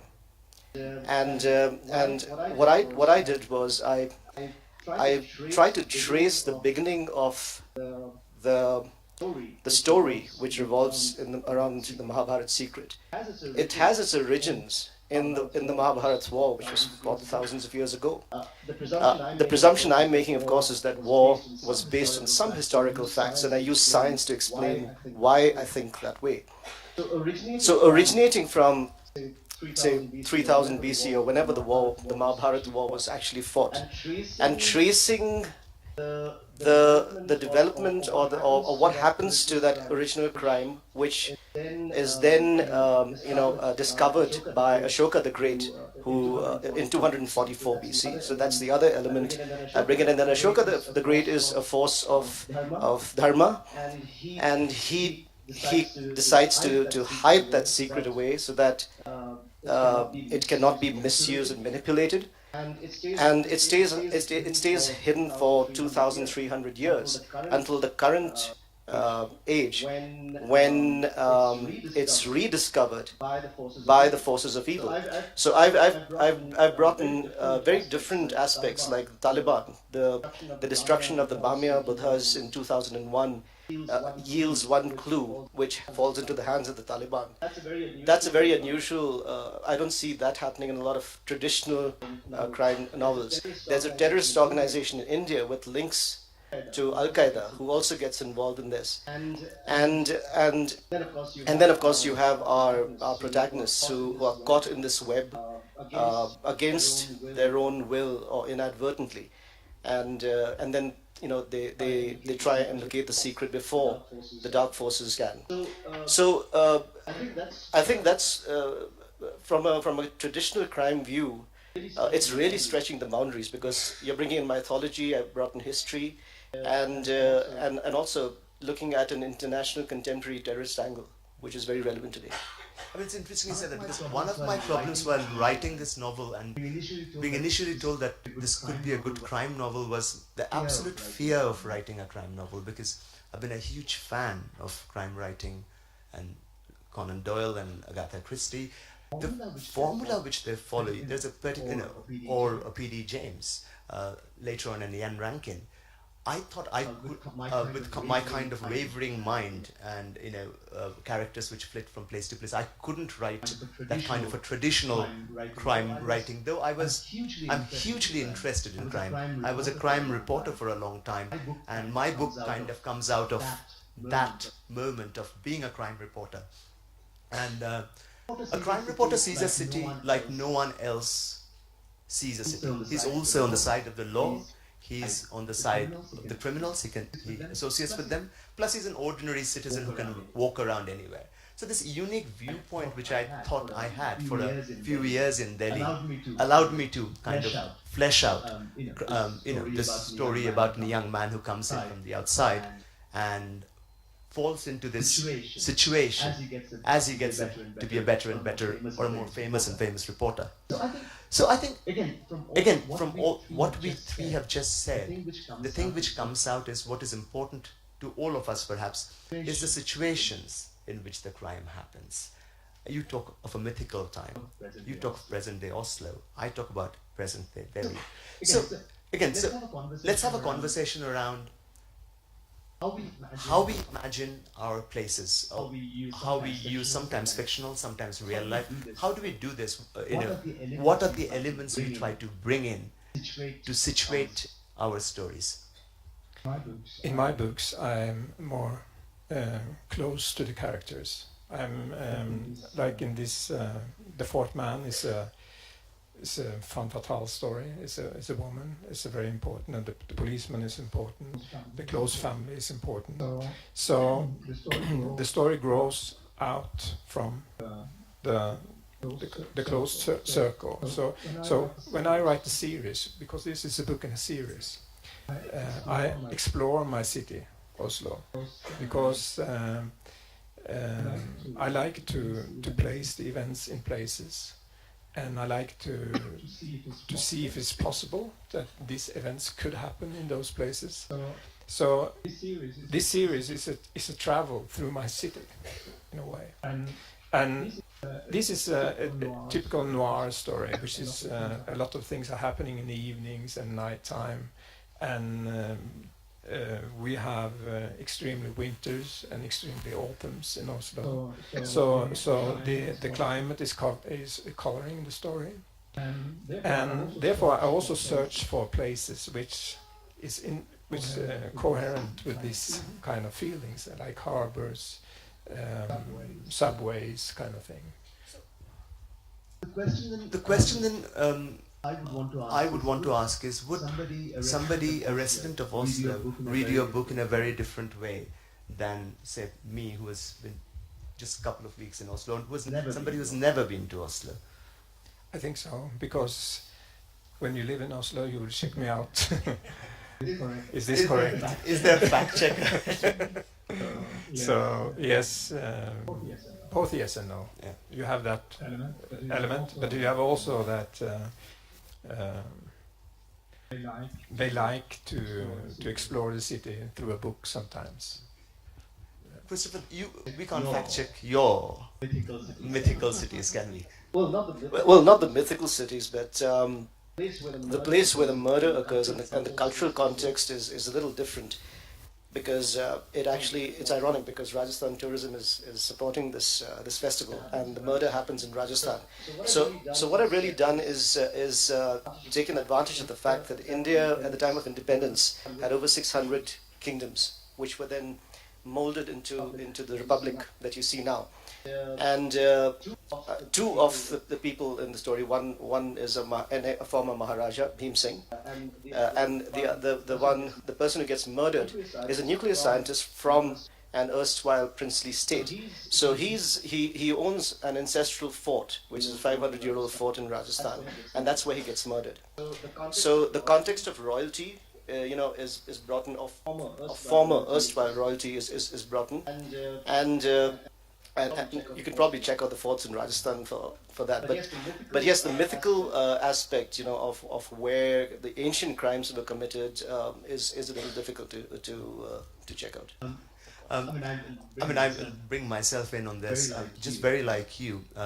I found that I absolutely stuck to what is real in Delhi, and perhaps this comes from being a journalist and having to adhere to facts to a point where the story refused to flow, because I would say this cannot happen, and I'd be stalled for months, and I really I think at times suffered for unnecessarily, because a certain thing couldn't happen at a particular time in a summer night, So then the entire sequence had to be moved to a winter night, so the nights would be longer and something could happen. So I don't know if it always helps, because you're writing fiction. Does it always help to be so such a stickler for no, but this is the only way it could happen?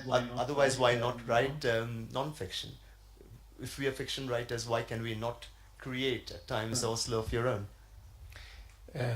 There's a lot of lying in this book, and I lie a lot. But writing contemporary fiction also has to do with identification. So you have to place the story. I try to place the story somewhere close to reality.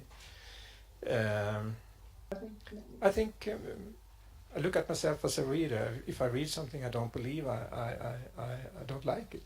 So I try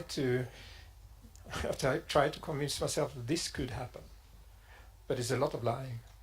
Nobody's killed. But you and I have a special conversation about the fourth man and the price you pay before we bring you in, about the femme fatale. Why are we always obsessed, especially male crime writers, about the femme fatale? She's a fascinating character. she's tell us about your one in this particular episode. She's a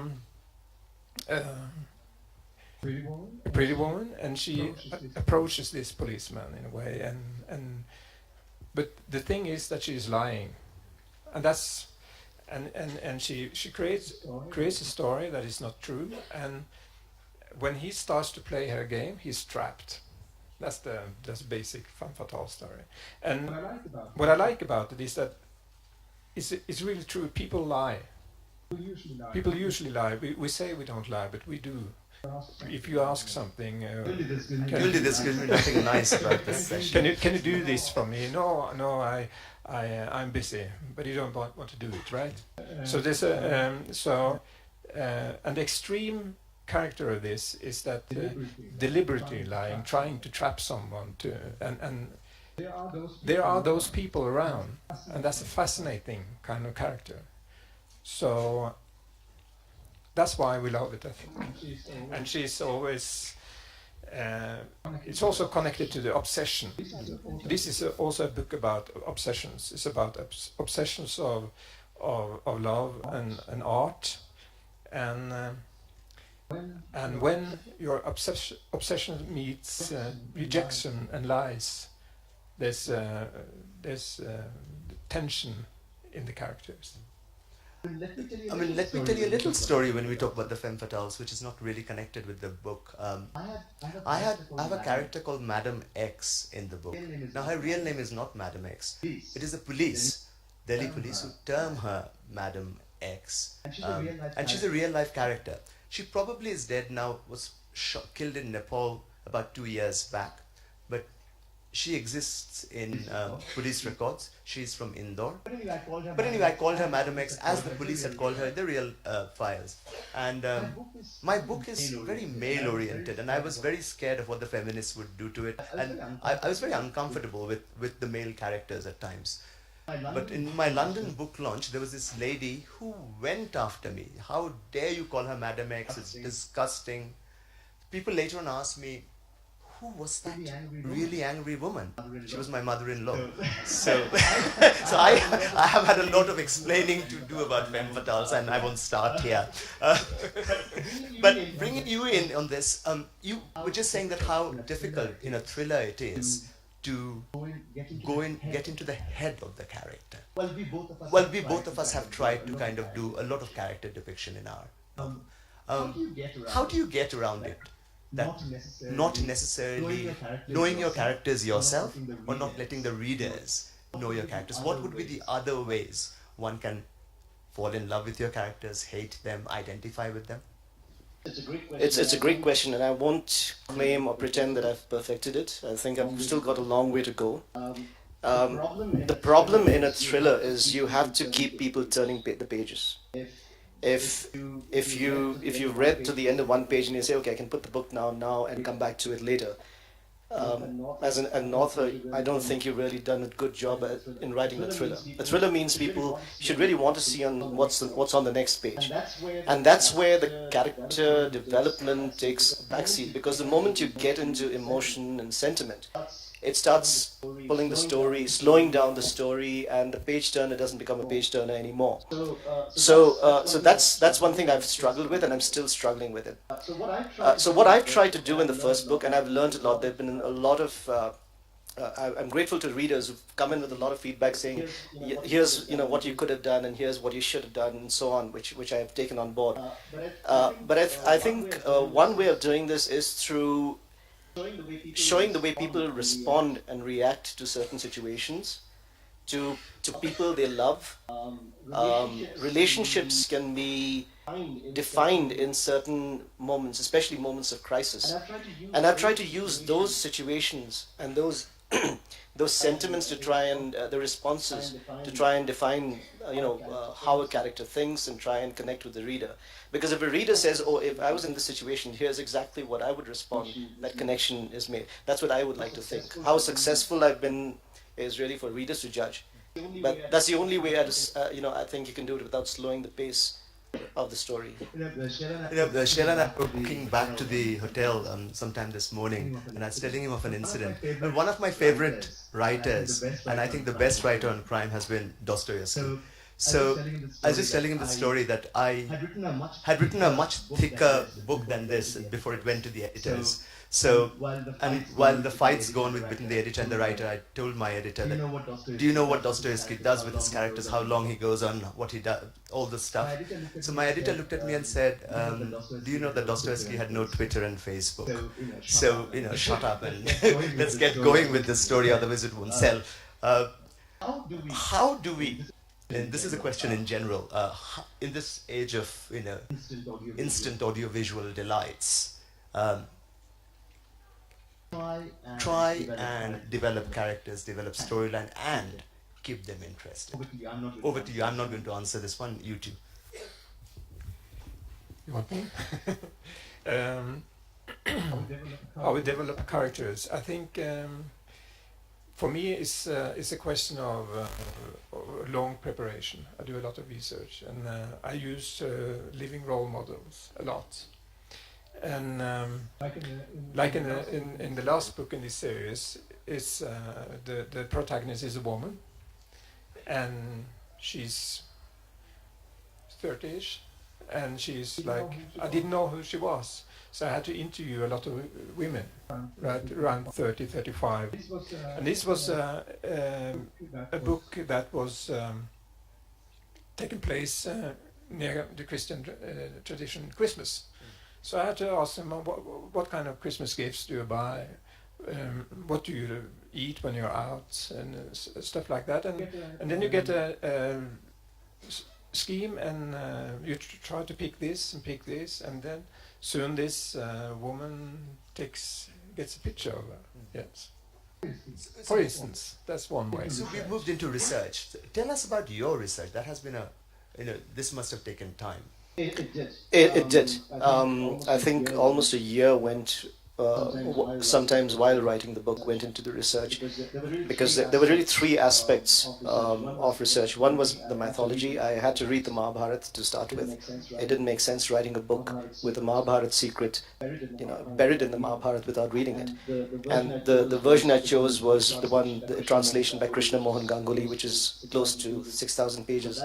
So that was one very, very lengthy book to read. The second was the historical angle, research into Ashoka the Great, because he plays a very pivotal role in the book, and again it didn't make sense to talk about him and his philosophies without understanding that. The third was the science. Two things in the science. One was the scientific hypothesis that I have developed in the book to explain the Mahabharata secret and to explain why it could actually have been true, because it's based on actual technology and physics. It's a real technology in the world today.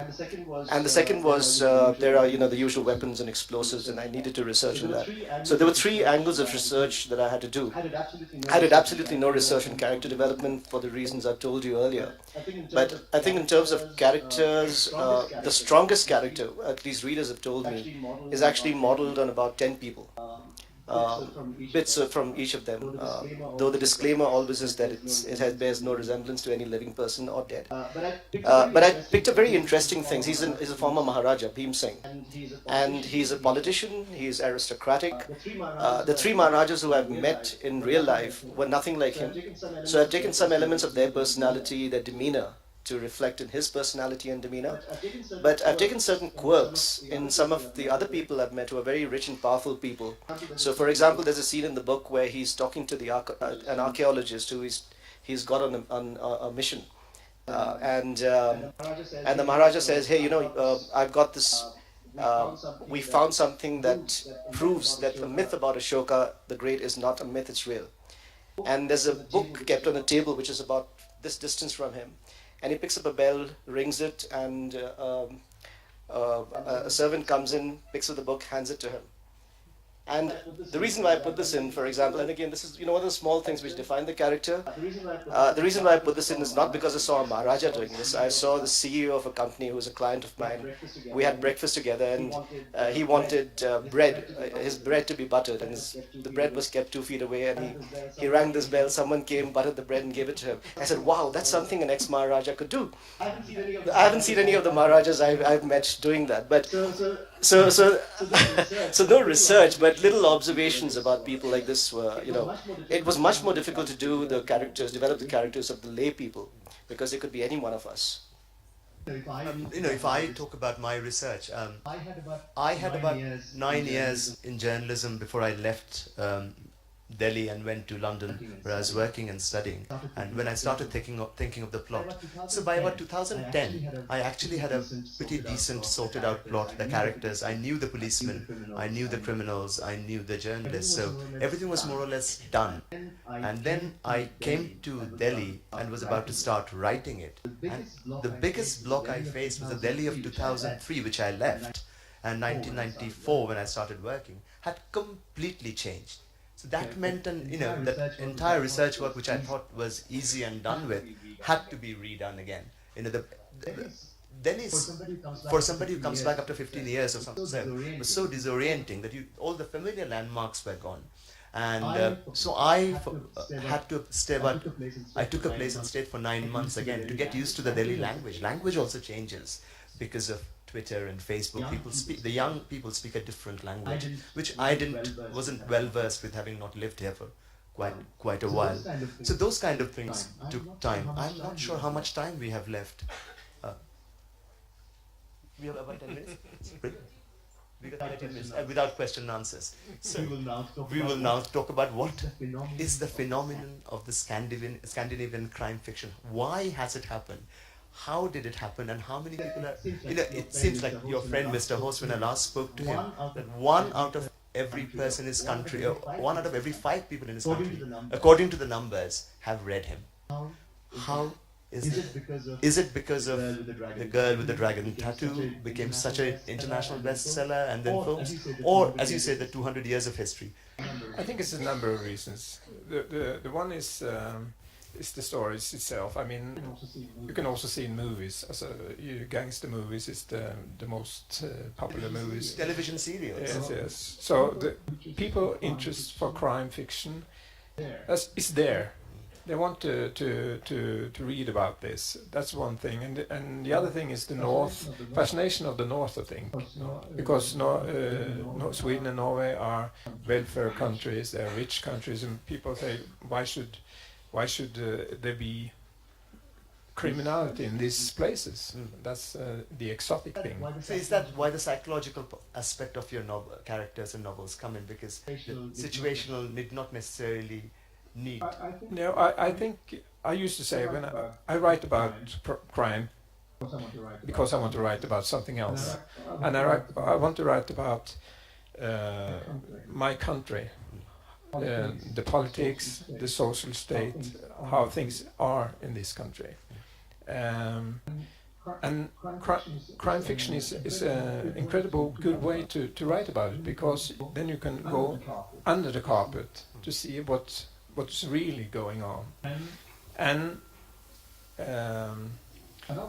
another factor is marketing. I mean, publishers, they run in flocks.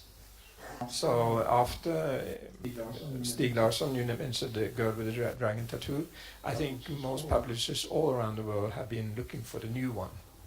So and Scandinavian crime fiction profits on that, but it's a wave. It will pass, I'm sure. Let me bring you on this. We both are reluctant to be branded as crime novelists. We both have been speaking about it. Why are you a reluctant crime novelist? Because crime sells. Why would you not want to be? The book has crime. Why this slight hesitancy to be branded as a crime writer? I have my reasons. What are yours? It's a great question. Yes, I'm very reluctant to be called a crime writer. The first thing is the first reason I think is that the orientation of the book is not crime. It's not important to find out who the murder. For example, the Mahabharata secret. Yes, there's a murder at the beginning of the book, but I tell you who the murderer is in that very scene. So there's no mystery about it. The mystery really is about why the nuclear scientist was murdered. What is the secret he's hiding that led to his murder? And the secret he's hiding has a connection with the Mahabharata secret, and that's where I try and draw the reader on and get the interest awakened to ask themselves the question, okay, why was he murdered? And he was murdered pretty brutally, using a very ancient mythological weapon. So all these elements of mystery come in over there, but there's no attempt to really solve the crime, because we know the crime is solved in that scene itself. We know who's done the murder. The motive is not clear, and the motive really has nothing to do with the crime. The crime is incidental to the entire story. It's a device. What's really important is, what is the Mahabharata secret? Why are these people the murderer? Why is he interested in it? And what happens after that? Because the nuclear scientist, before he dies, sends out 5 emails to his nephew, which have a series of clues in them. The nephew doesn't know it till much later, but and that's really where the plot begins. So. I would think if I was a crime novelist, the crime itself the plot would revolve around the crime. it doesn't. I mean, again, we've been talking about this. Are we reluctant because we feel that? Even you said you're not a crime writer. I mean, after 4 novels, do we feel that, in a sense, the genre of crime is overdeveloped and we cannot add to it, or we have to stick to a constant formula, or do we feel that crime writing is not necessarily high literature, and therefore we stay away and brand ourselves differently? What is this? What I'm trying to get at is that is there no way that crime and thriller, the chase, detection, science, all of it can be enveloped in a genre which is yet to be completely defined? Can we do that? We do the same thing, all three of us. We create mysteries, we keep things secrets, and we tease the reader to go to the bottom of the mystery. That's what it's about. The problem, I've been in this business now for over 20 years, and you're still reluctant. The reason is that the marketing is taking more and more power in this business. Because when I started to write novels, it was marketed as new Norwegian fiction.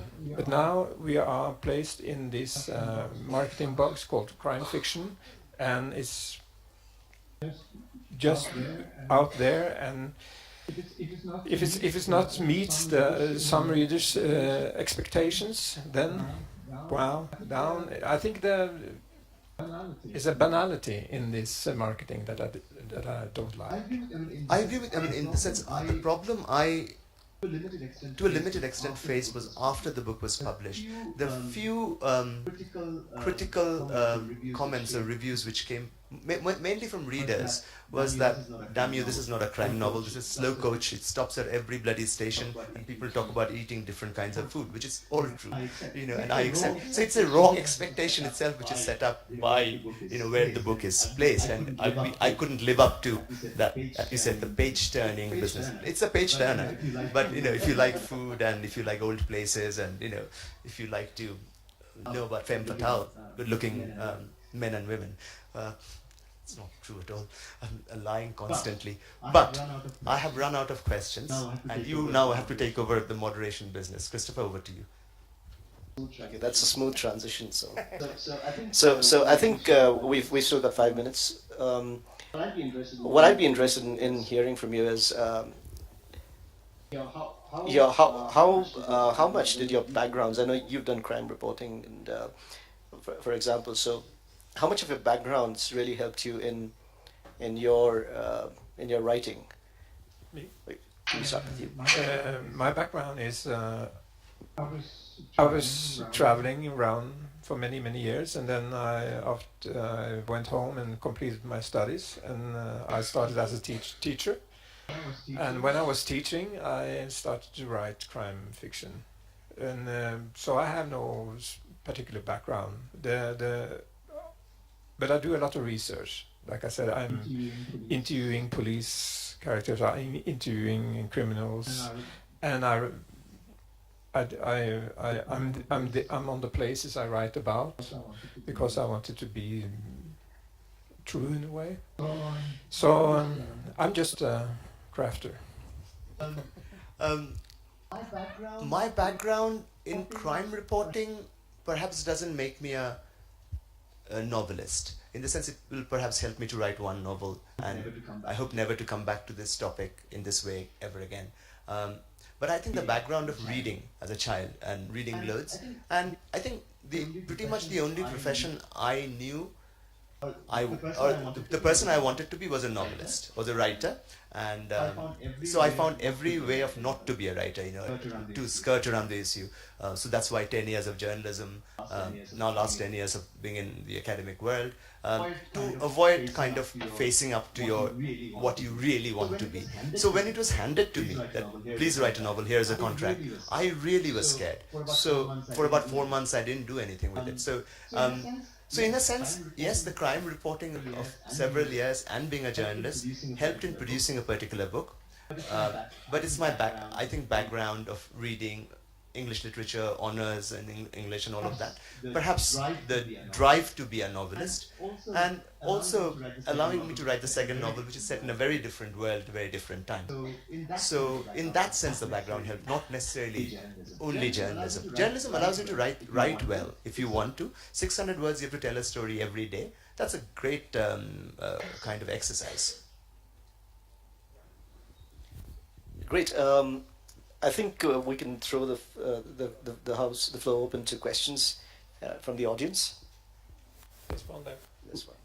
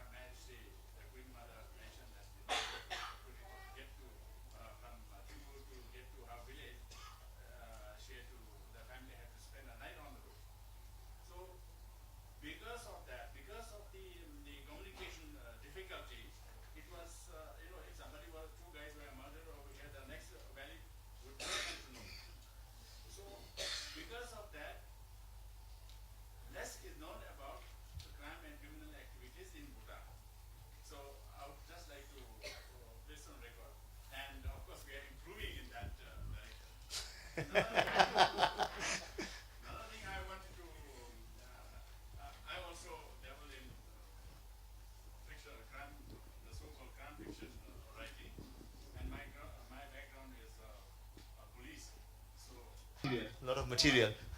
But what I want to the three of you, famous authors, writers, is that when you write your crime stories, when you write them, do you try and incorporate some of the social messages that something is not going right?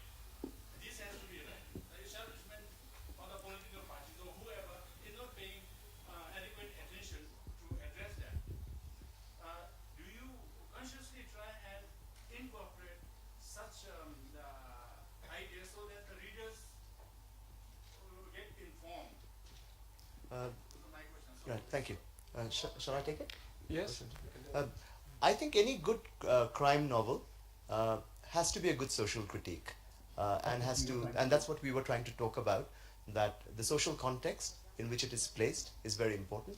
The crime itself allows you to explore the issues you want to talk about. So as Shell was saying, the same thing, that it pulls the carpet up from. So if I am writing about a crime reporter and his interactions with the police, it shows you how the fourth estate and the state collaborate. Shell, you want to talk about your book? It's the same. I mean, when I read your book, I read about corruption, political corruption, and it was interesting. And like you said, I think it's very important in this kind of books that it's more than just blood and entertainment. It has to be a social aspect or drive in this kind of stories. Do we have any more time, or are we we are over? Sorry, we can't take any more questions. I've just been told that we've had our time. But thanks very much for coming, and I hope you enjoyed Dark Things and Dark Thoughts. Thank you.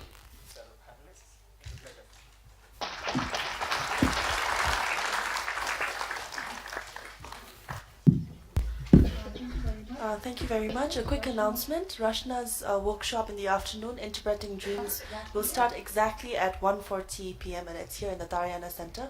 For those of you who'd like to join us, we will be moving to Taj Tashi for the afternoon session. We'll see you there. Thank you.